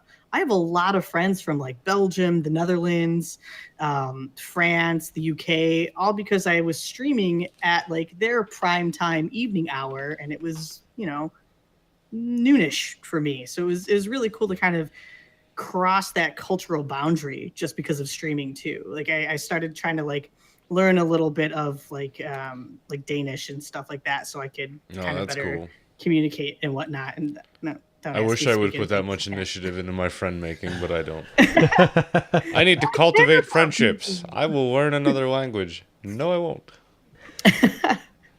But yeah, it's streaming's been a lot of fun. Unfortunately, I haven't had a lot of time to do it. I managed to hit my affiliate status, but besides the monthly Dungeons and Dragons game that we do for Hexes and Bows, and then just streaming between Minecraft and Overwatch, I don't have the time, man. I am a freelance writer. I write for 2 video game websites. I obviously do all the stuff for Hexes and Bows. I work now full time as a director of communications for a company. Basically, I'm just on Facebook all day for them. And then I'm a full-time student, and I'm still a part-time paramedic. So like time, I don't have the time. So when I stream, it's going to be what I want to play. And if you're going to watch, you're going to come and watch, and hopefully you'll be entertained. If you don't want to come and watch because I'm not playing player unknown, well, that's your loss. That's not a game that I really I was so into that game for like 2 weeks. No, it's interesting. I mean, like I'll watch like Muselk or somebody play it because they just do really stupid things that I appreciate, but it needs to be more balanced, man. When they put in the whole thing where you can, vault over fences, then maybe I'll play it again. But it's so like it's cool and I like it, and I like the concept of it. I like the full customization of things. So like that's cool. But I don't know. It's just it gets really repetitive. So. And it's so horribly optimized, man. Like, hey, fuck that, dude. You're just talking shit now. You'll play that game again. I know. I'll play it again once it gets closer to full release. Off. You'll play it again. You'll play it before it gets. You will. I haven't. Hugo will play, and then you'll play. We'll all play. Well, no, because it's funny because Hugo's asked me to play, and I won't because Well, wait. Will you not play because of the game or because of Hugo? Yeah, that's something that needs to be specified. Well, no. So my gripe. You don't like Hugo's driving. I don't like Hugo's driving. Where the fuck are you going, Hugo? So this is the one thing, and this is maybe an interesting dynamic, and we can talk about this and maybe then get ready to wrap up. So, one thing with me is unless I'm gaming with people who, like, if we're in voice chat and they don't want their voices broadcast, if I'm gaming, I'm streaming. Like my PS4, my Xbox One, my Nintendo Switch, and my PC, everything is hooked up. Everything streams. If I'm gaming, I'm streaming. So I don't care what it is that I'm doing. And then sometimes my daughter and I will stream Mario Kart on the Switch. I'm going to be picking her up Splatoon pretty soon, so we're probably going to stream that too. Fun. Yeah. So that's my deal. If I'm gaming, I'm streaming. When you get a game like PUBG or several other early access games and they are horribly optimized, they bog down your processor. So if you're getting your processor bogged down, you can't stream well. Add that to the fact that I'm gaming on an ultra-wide monitor.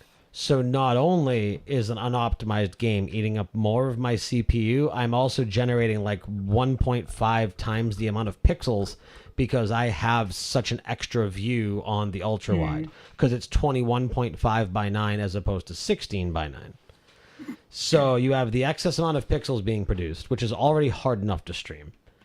And then you have, again, the lack of optimization, things like that. I mean, I'm running on a 3.8 8-core processor with a 1080, and a game that looks as bad as PUBG looks gives me trouble streaming. Damn. Whereas I can stream Battlefield 1 on Ultra at 60 frames per second and not blink an eye. So there's obviously an optimization thing there. So I don't particularly care so much about my stream. Like I'm a Twitch affiliate. I try and promote it as much as I can. I get bits. People come in and hang out and I like it. But I still want it to look decent. And if it's going to look janky. Yeah, no, I absolutely agree. Yeah. My philosophy is if I'm going to be putting my face out there, if I'm going to be presenting myself to people, I want it to be the best me that it can be. So I want my camera to look good. I want whatever frame rate's going on with my computer to look good. You know, if you're going to come and you're taking time out of your day to come and hang out with me and watch me be, you know, stupid and playing games, I want to make sure that you've got some quality. Right. You've got some good output coming your way. So no, I totally understand that. That would be absolutely infuriating to me. Right. I mean, I did have to stream with that. I did get lucky with a lot of the hardware, whereas most of the hardware I use for podcasting, I use for streaming.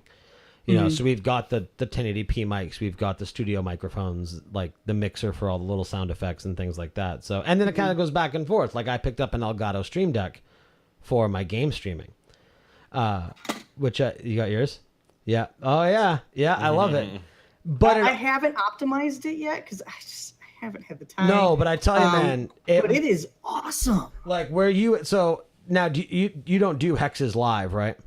No, well, the podcast we don't do live, but for Dungeons and Dragons we do. You do, yeah. So my plan with that is to actually use it like a broadcasting mixer. Well, that's what it is. So Like I can change my camera swapping. all the time. Exactly. Yeah. So we don't do much with the camera swapping, but the running multiple shows under one OBS profile, like that's how you were like when you were in the chat, like you'll see like the All Geeked Up splash page, and then it will be like just the camera for the between shows and the pre-show and things like that. Yeah. Like that is all the Stream Deck. Everything like when the tweets go out, like when we go like because it's the stream is steady, so the only automated tweet that goes out is at the top of the stream going live. Right. So I have other tweets programmed into the Stream Deck that will. So it's a really cool feature, and it's a great tool. And I mean, it's a little pricey. I think it was like $150. Yeah, I thought it's a little pricey for what it is. But the production tools that do this, like there are other tools that do the same thing that are hundreds, if not thousands of dollars. And this is as powerful as, and the fact that you can make your own key commands, it's great. Yes, which is awesome. Yeah. Like you could seriously program this into like Photoshop, and you just make it. It's so easy to just have a huge shortcut key there. It's great. Oh yeah, I love it. Yeah, no, it is a great thing. So I mean, it works great for gaming. It works great for like I had some animated GIFs that I had that I'd hit the button, it'd pop up. Like I had Confused Travolta. So he would pop up on my screen and just look around, and then I had the one with Heath Ledger as Joker in the hospital scene. So if I would die, I'd hit the button, so he would like pop up, look behind him, throw his hands in the air, and then disappear. So it's fun to have a couple people gave me crap. They're like, yeah, your Twitch stream looks like a GeoCities page from the 90s. Yeah. So. But do kids even know what GeoCities is these days? I don't know. I don't think they do. That's great. It's practically dark web these days. Yeah. Oh God. Man, I mean, you're close to our age. We've talked about it several times, and you seem creative and having ideas. Could you imagine if we had this tech 20 years ago? When we had time to actually use it to its full potential? Right. Like I'm so stupid jealous of people. Right. Like this next generation has every possible tool that they could need to just do whatever they want. Right. To genuinely create anything that you want and put it out there and possibly reach an audience. Like that is just so amazing. Yeah. It's so amazing. It's going to be exciting to see what comes from it. And I'm excited, like, like we're still kind of in that rollout period where the people that are in their teens and maybe even early 20s now are people who may not have access to the tech, because some of it's still pricey. You know, not everybody has a smartphone. But we're getting to that point now where it's so inexpensive. And well, if you think about it, you can now stream directly from your Xbox or PS4. That is a $230 tops system that you can buy now. Right. As long as you have an internet connection and a microphone, you're streaming. Right. You're online. You're plugged in. Somebody's going to watch you at some point. Like, right. That's crazy. Yeah. But it's crazy.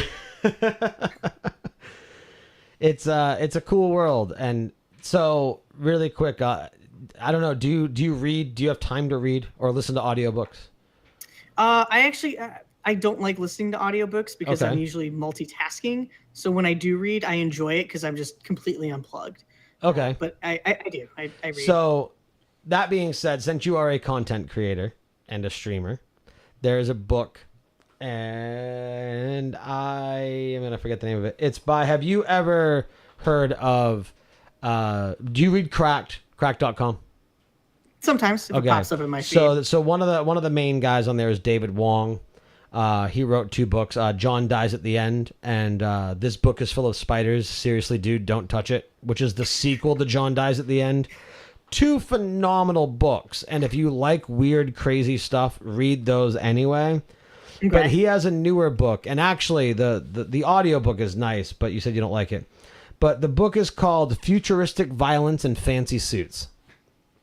And I listened to the audiobook, and I mean, it's Wong, so it's great, but then it's like, it's several years in the future. I know we're back to Wong again, right? It's so right Wong to be right. Yeah, long Wong. It's so right to be Wong. It's so white to be Wong. But anyway, so yeah, so like it's this city in Utah. Mr. Wongburger. That's, We're gonna chop your dick off.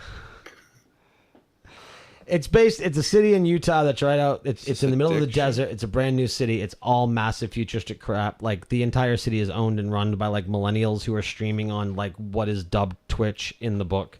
Like everyone has like they have like little lapel pins that are streaming devices. So like everyone is live all the time.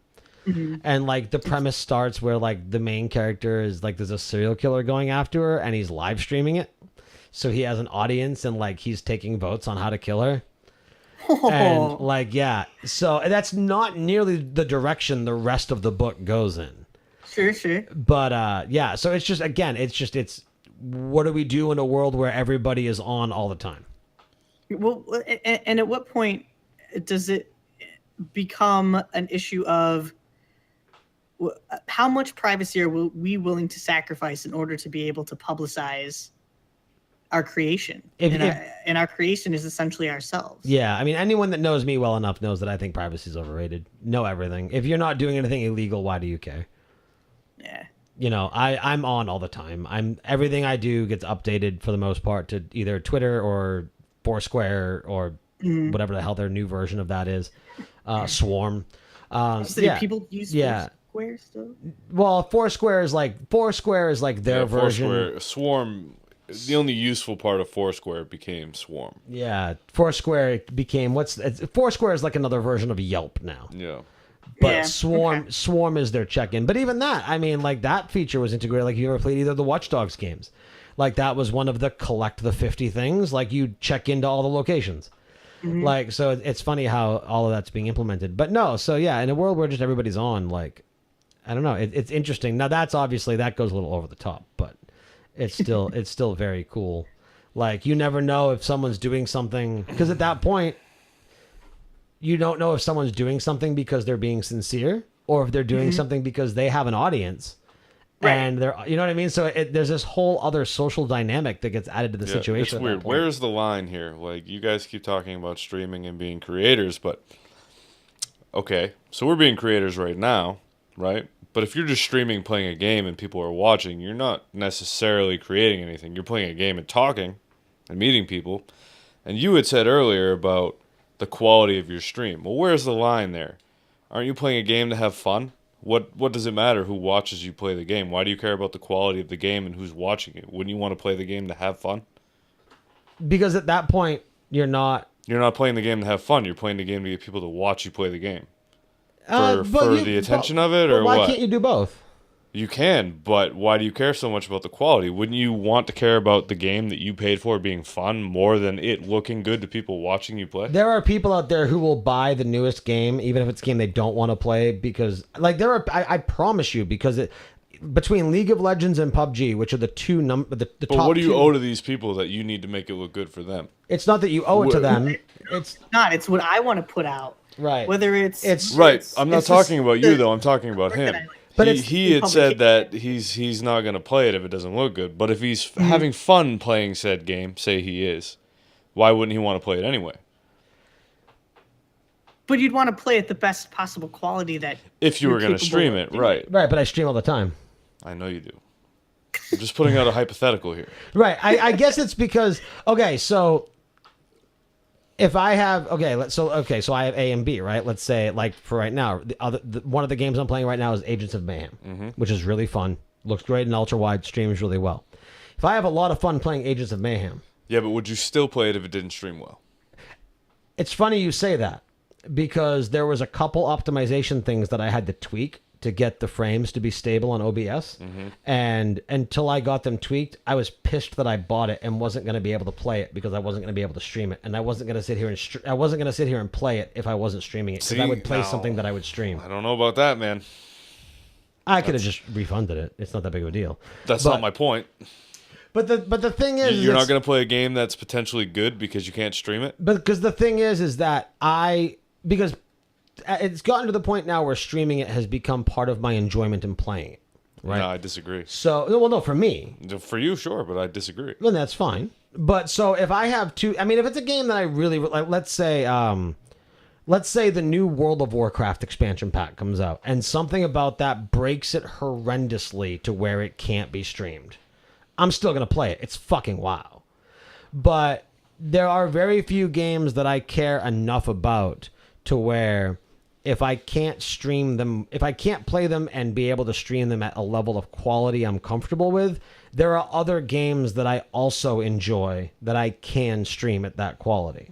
So it's not like I'm missing out. I'm just outsourcing my enjoyment of gaming to a different game that I know I can also stream at the time. If that makes sense. It's not that it doesn't make sense. It just sounds like a cop-out. What do you mean? What do you mean, what do I mean? If I can't for stream what? it, I'll just outsource it to another game. Right. Okay. I'm not losing enjoyment. Well, you might be. How do you know? If you just give up on a game because you can't have other people watching you play the game, how do you know? You don't. There you go. How do you know you are? You have to play the game to know. Mom, Dad, No, do I have no. to turn this car around? Now, Josh, just be quiet. Let me play devil's advocate. You've listened to... No, I just, like I said, it's one of those things. It's kind of like, look at it as, let's look at somebody who, like, take it out of the gaming, right? Look at a bodybuilder, right? Or look at an athlete or anything like that, right? So everyone loves fast food. Everyone loves junk food. Just do a line of Coke? Right. You're talking wicked fast. Everyone loves pigging out, right? But if you are a bodybuilder and you have a weight competition in 2 days, no matter how much you might want that Big Mac and you know that Big Mac will be enjoyable, you are going to outsource your food enjoyment to something that's healthier. That way you can be as impressive as you can be at your weight competition in 2 days. You're going to be impressive, but you're not going to enjoy your food intake. So if they might...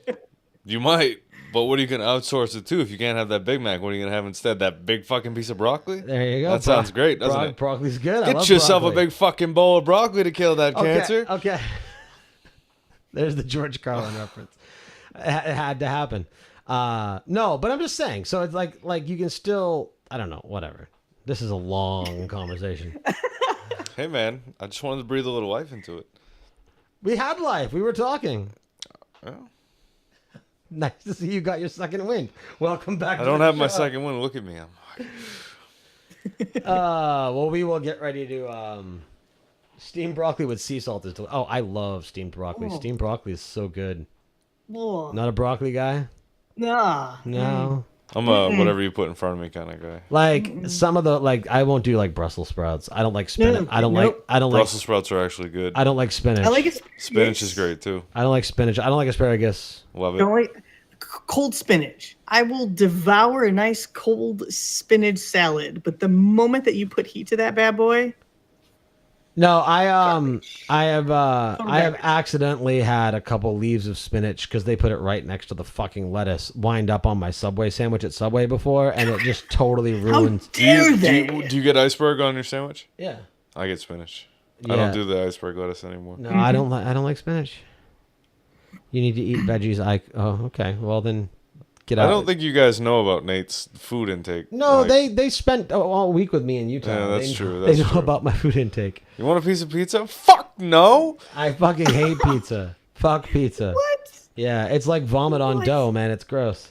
Oh, you're saying that to a person from Chicago. Yeah, I know. Like, I bleed pizza Hey, sauce. hey, it's okay. I live in Maine and I don't like lobster. I don't. Lobster's overrated. No. I don't know. Lobster started off as prisoner food because they couldn't get rid of it fast enough. They were giving it away to the prisons. Yeah, it was it was bugs of the sea, you know. Right. Nobody wants to eat that disgusting shit. Oh, wait a second. This actually tastes good to some people. You just got to take the poop shoot out of the tail. You'll be fine. All right. Now, I live on a pizza diet, personally. I eat pizza all week, so I don't understand it either, but... I mean, it's all of your favorite things. Bread, Everything's cheese, fine. pizza. Fine. meat. Even vegetables. Yeah, it's all there. All your food groups. It's all fine. Yep. All right. So, before we wrap up, let's if anybody else is in the chat and you want a chance to win the blue sparkly die that Josh is being nice enough to display there. Blurry, not blurry. Is it real? Is it a real gem? Exclamation point giveaway in the chat. Exclamation point giveaway. I will give some time for the chat delay to go through. So while we're waiting for people to enter, if anybody else wants to enter, why don't you give a quick summarization of where people can find you, your show, and streaming things that you like streaming? Well, I stream on Twitch at Nomedic, Gnome plus Dick. without the K. Gnome Dick. That never gets old because it's Gnome Dick. Just you'll remember that. Well, I think it depends on, okay, so if you're playing, I play WoW. That is, like, if you were to give me only one game I could play the rest of my life, it would be World of Warcraft, as long as you promised me the servers stayed up. Yes. So yeah, I'd be cool with that. So the first thing I That'd see be a is good jam. Gnome. So then after Gnome, you have Dick. Mm-hmm. Right? So if you if I don't know, being an EMT or whatever, maybe you play Battlefield, the first thing you might see is Medic. So I think it just depends on your perspective and where you're coming from. The first thing I see is Gnome. Plus you address yourself as Gnome. I do. Most people actually call me Gnome, not Josh, Right. not Joey, but Gnome. And then when they get pissed, they call you a dick, right? So Gnome Dick. Yeah, and then they call me a dick. See, well, if you if you refer back to earlier in the evening when I was trying to see it from here, and you had said Gnome Dick, I mean, it set the precedence for the name. Like I couldn't see it. Because I now that's all you see. But it is that's been my gamer tag for Jesus fuck, probably since like high school. Because I was an EMT in high school. Right. Really, it's the same thing. My friend Bill, his name was Snow Echo, but I saw What? it. I know. Well, I saw it as Snowcho, so I always called him like Snowcho Cinco. And he's like, dude, it's Snow Echo. And I'm like, that does not say Snow Echo. Get out of here. So Gnome Dick works fine for me. You know? Gnome Dick works fine. That All is about that. I'll take that Gnome I, Dick. It's fine. Hold on, that one is worth making a marker.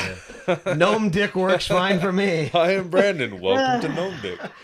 If I win some money, I'm naming a town. We're gonna ride the Gnome, never go home. We're gonna once you go Gnome, you never go home. Yeah, because you're too Just serve fucking. my wife on that one. You're too fucking embarrassed. That's why. Come to my forge under the mountains. That's where the dwarves are. True. So you can find our podcast, Hexes and Bows, on hexesandbows.com. And it's also available on iTunes and Podbean and Overcast and anywhere that you can get a podcast these days. We try to put them out every week, but I think we're going to actually go to bi-weekly now. I just don't have the time like we did before. But we're also on Instagram. I post a lot of like photography regarding tabletop stuff.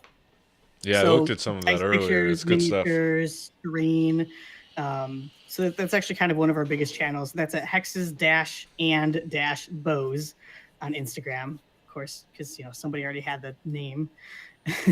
and then we're on Twitter at Hexes N Bows because We couldn't have anything that was uniform. No, yeah, I know. Occasionally, it's just it's everything, so man. frustrating. Like this, I mean, Mind of a Geek obviously was widely taken, so like it's Yeah. it's like IG_ Mind of a Geek.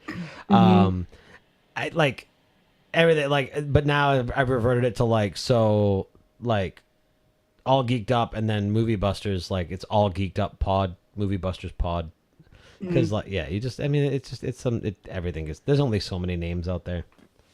Yeah, So- and most people now like you reserve names so that other people have to pay you for them. Right. Yeah, there's a whole real estate market. You know for what that. pisses me It's off? crazy. Like things like stupid like squatters, and not even people who squat to sell, but just or people who used it and then like so the studio, right?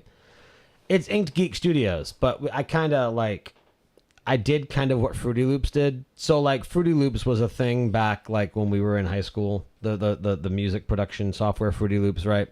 I do remember that. Yeah. So, but then you had like Pro Tools and all these other ones that started to come out and become legitimate and more popular. So Fruity Loops kind of realized that no one was going to fucking take them seriously if they were called Fruity Loops. Right. So So they- you had to do a whole rebranding. Well, no, they just became FL Studio. So like Inked Geek Studios is great, and I love the name of it. I'm obviously heavily covered in tattoos. But there is that slight disconnect where you have people who might discuss. I've been asked if it's a tattoo shop. I've been asked why we don't do podcasts about tattoos. So I guess that's a legitimate question. yeah. I mean, you should consider though doing like or maybe use like an Instagram account or something to showcase geeky tattoos. That's not a bad idea for the main studio You got some. Instagram I've account. got some. Tons of people have really cool geeky tattoos. Just saying. No, that's not a bad idea. I like that. But yeah, so anyway, so a lot of the times in a quote unquote more professional sense, like the IG Studios rolls off the tongue faster. So in Yeah, oh no, for sure. yeah. So but no, so yeah, same idea. But yeah, so but anyway, but the whole point of that was on Twitter, it's iGeek Studios, which of course then it looks like an Apple thing because it's iGeek, which I'm totally cool with because I'm a major Apple fanboy. But like the account that is IG Studios has like 2 followers and hasn't been active for like 5 years. And I'm like, what the fuck? Okay, so in the chat, Corey So says frustrating. Corey has a tattoo of a butt tattooed on my butt with a tattoo of a butt on it. How meta. I like it. I had really quick tattoo story, and then we'll do the giveaway, and we'll go. I had an ex-girlfriend years ago, many moons ago. She said she wanted to get a tattoo because I had started, but I didn't have a lot of time. Did you work at Claire's? No, it wasn't Jasmine. Oh, okay. No. That's a shame. So anyway, so I'm like, you should get your name tattooed on your ass. So she literally got the words "your name" tattooed on her ass. And she was a bitch, but that was the greatest thing ever. Because now she can do the whole like go, you know, like you know, I bet you a beer I have your name tattooed on my ass, and like you know, look your name, like it So works. she gets to flaunt her ass and get a beer. It was standard for her. I did say ex-girlfriend. Anyway, all right.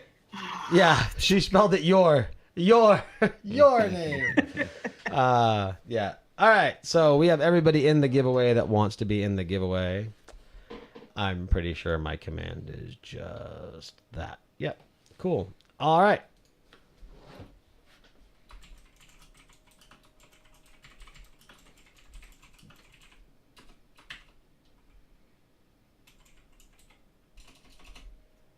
I could do this on Stream Deck if I was smart. All right. And here we go. Did it not work? Oh, I put at. Hashtag food. Right. Hey, at least I did a hashtag. There we go. David Ginsburg, you have won Dave. the giveaway. Rigged. So rigged. It's amazing. It happens. That's why I do it with the bot. There's absolutely no way to do anything. I literally am responsible for typing 2 commands. Well, at least he doesn't have to follow me because I talk to him daily. So Well, there you go. just toss me your address on Facebook, buddy, and I gotta send you a little care package, anyways. Well, So how did you guys end up meeting or knowing? We went to high school Da- together. meeting- oh, David. David. Never mind. So it was a David, I think it was Podcast Community, a Facebook group. And I was just kind of whoring myself out there and being like, "Hey, I do an interview podcast. It's more of a hangout podcast, but we're looking for people to fill up. We were at the time we were looking for the tail end of season 3. And this is season 4. So thank you, Corey. Yes, I have to type in 2 commands and I get one of them wrong. So I didn't get the command wrong. I put the wrong symbol. So yeah, so no, and he had responded. He's like, "Hey, I'd love to come on." So I ended up adding him on Facebook, and he came on, and no, it was a lot of fun. He was cool to have on, and he's been really awesome at like helping kind of promote the show.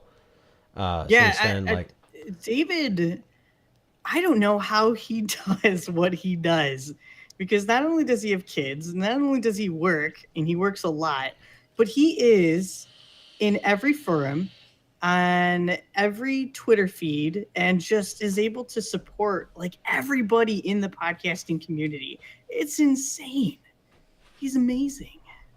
You're amazing, David. Sorry, I've lost. Oh, there we go. Fell.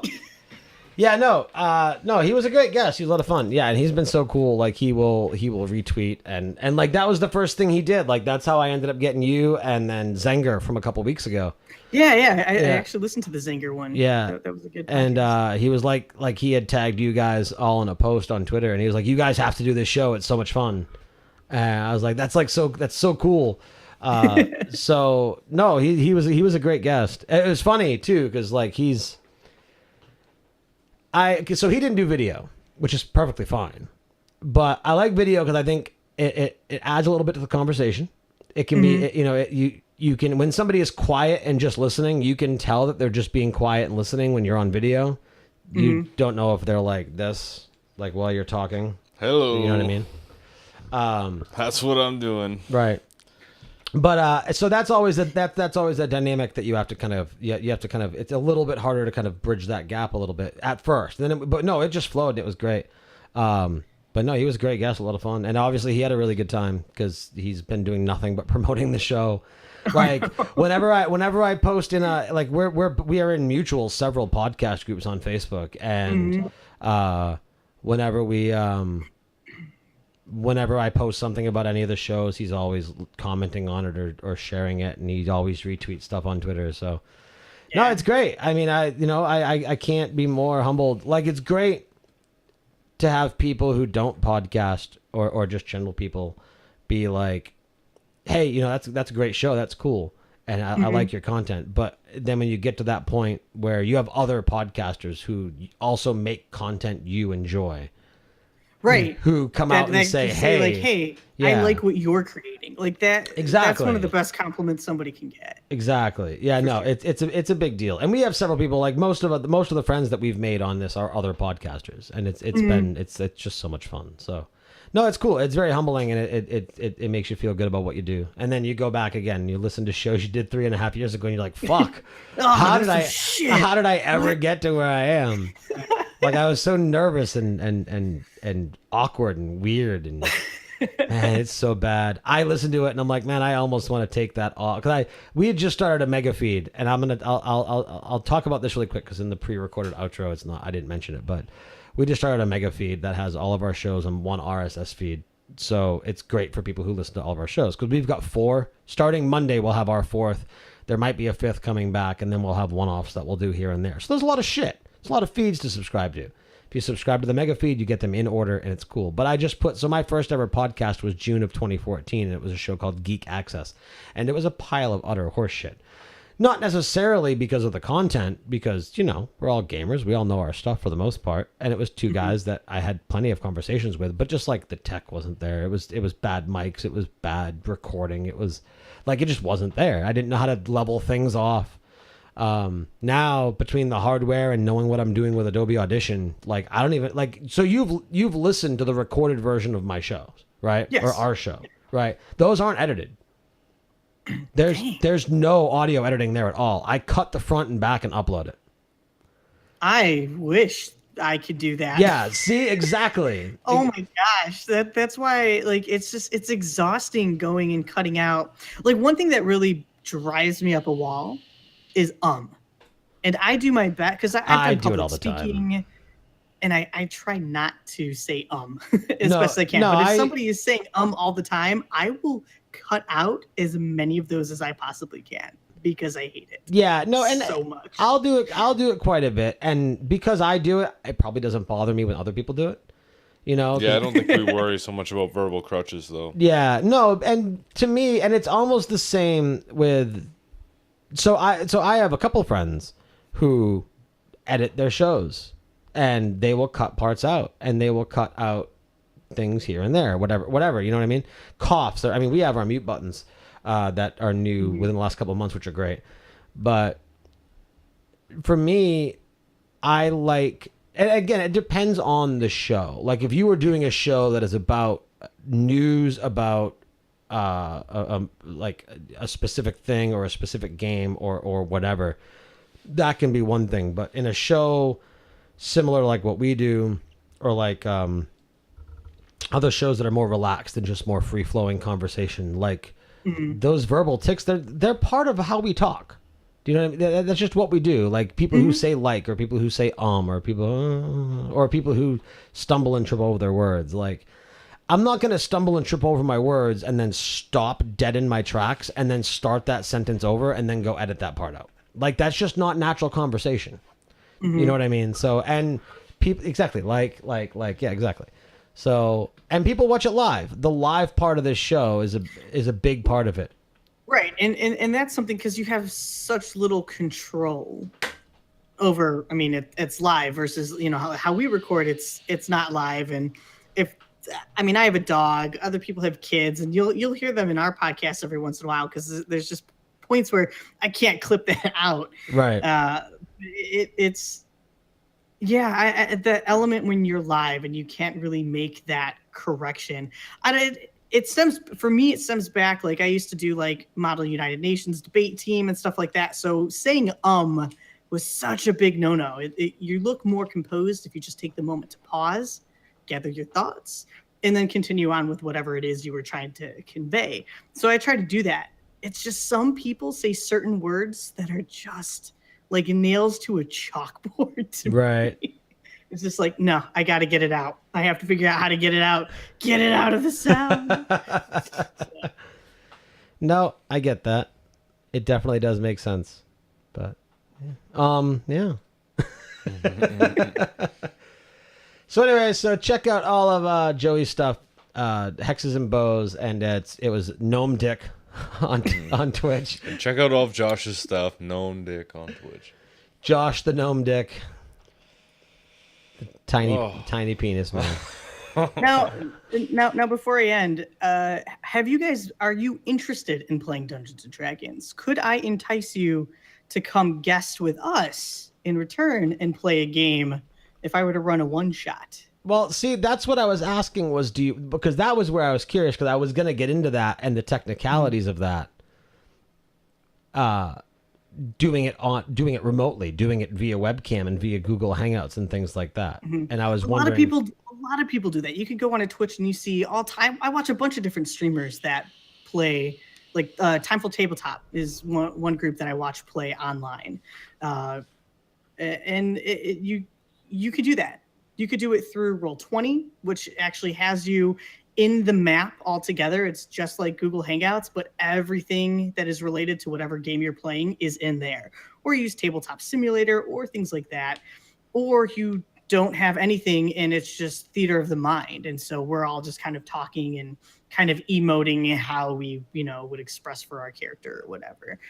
So there's all different types of ways to do it. Let me ask you this. So this would be you doing the tabletop and we would just be there virtually via camera, right? Well, there's that, or there's the virtual. one as well, because I've actually been I want to start doing a like a Roll20, so like a virtual table Right. type game as well. 'Cause Now, we're playing around having guests join our like our in-person game, I guess I should say, group, but it's a little the technical aspects of that are really difficult. I mean, you see people with like Critical Role who have thousands and thousands of dollars of studio equipment, and they still have a missing player just popping in on an iPad.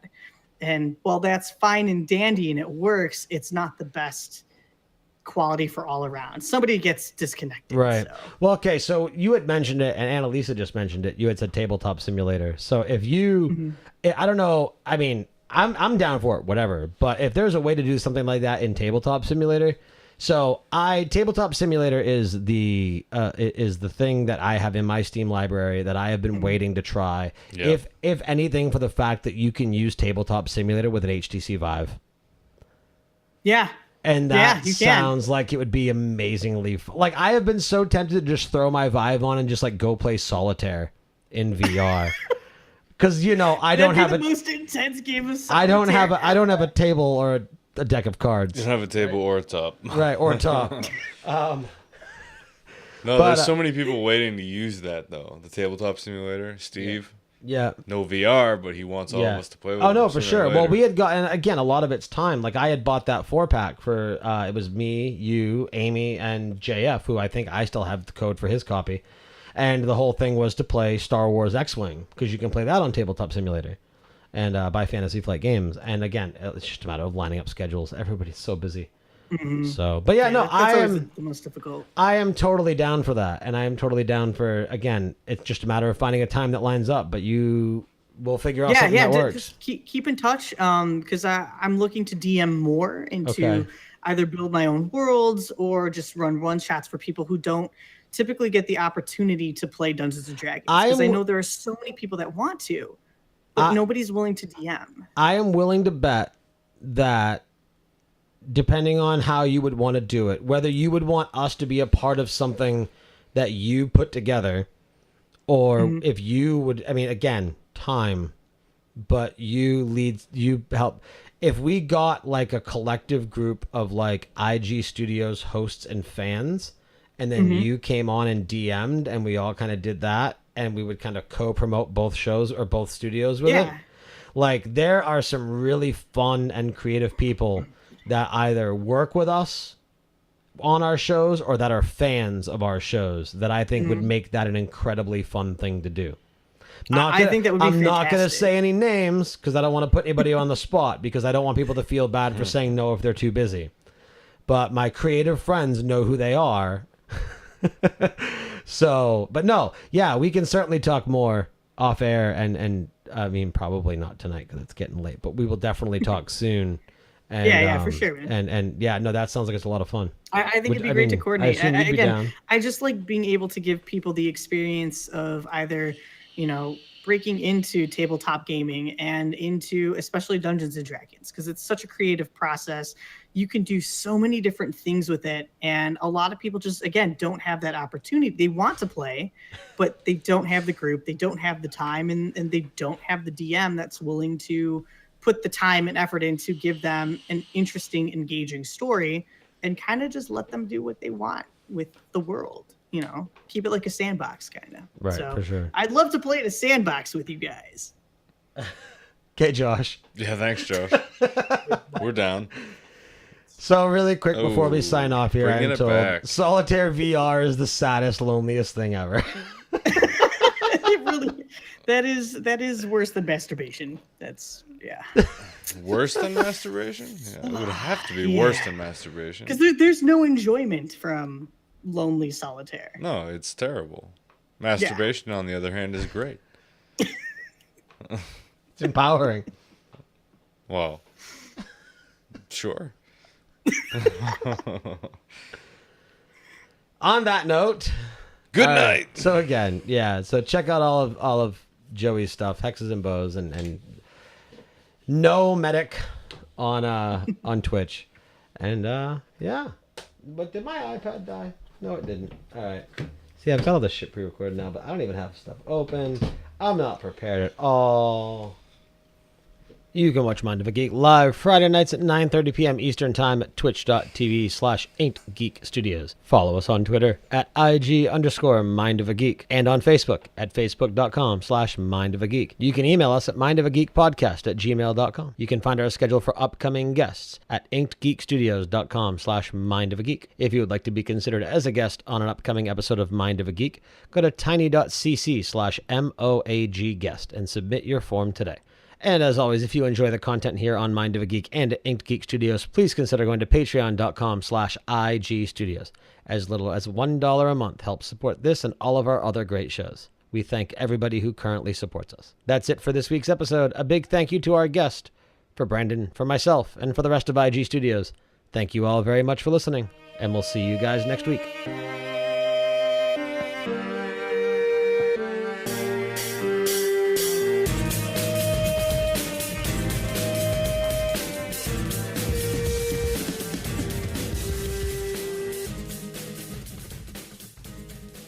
You've been listening to an Inked Geek Studios podcast. For this and other great shows, go to inkedgeekstudios.com.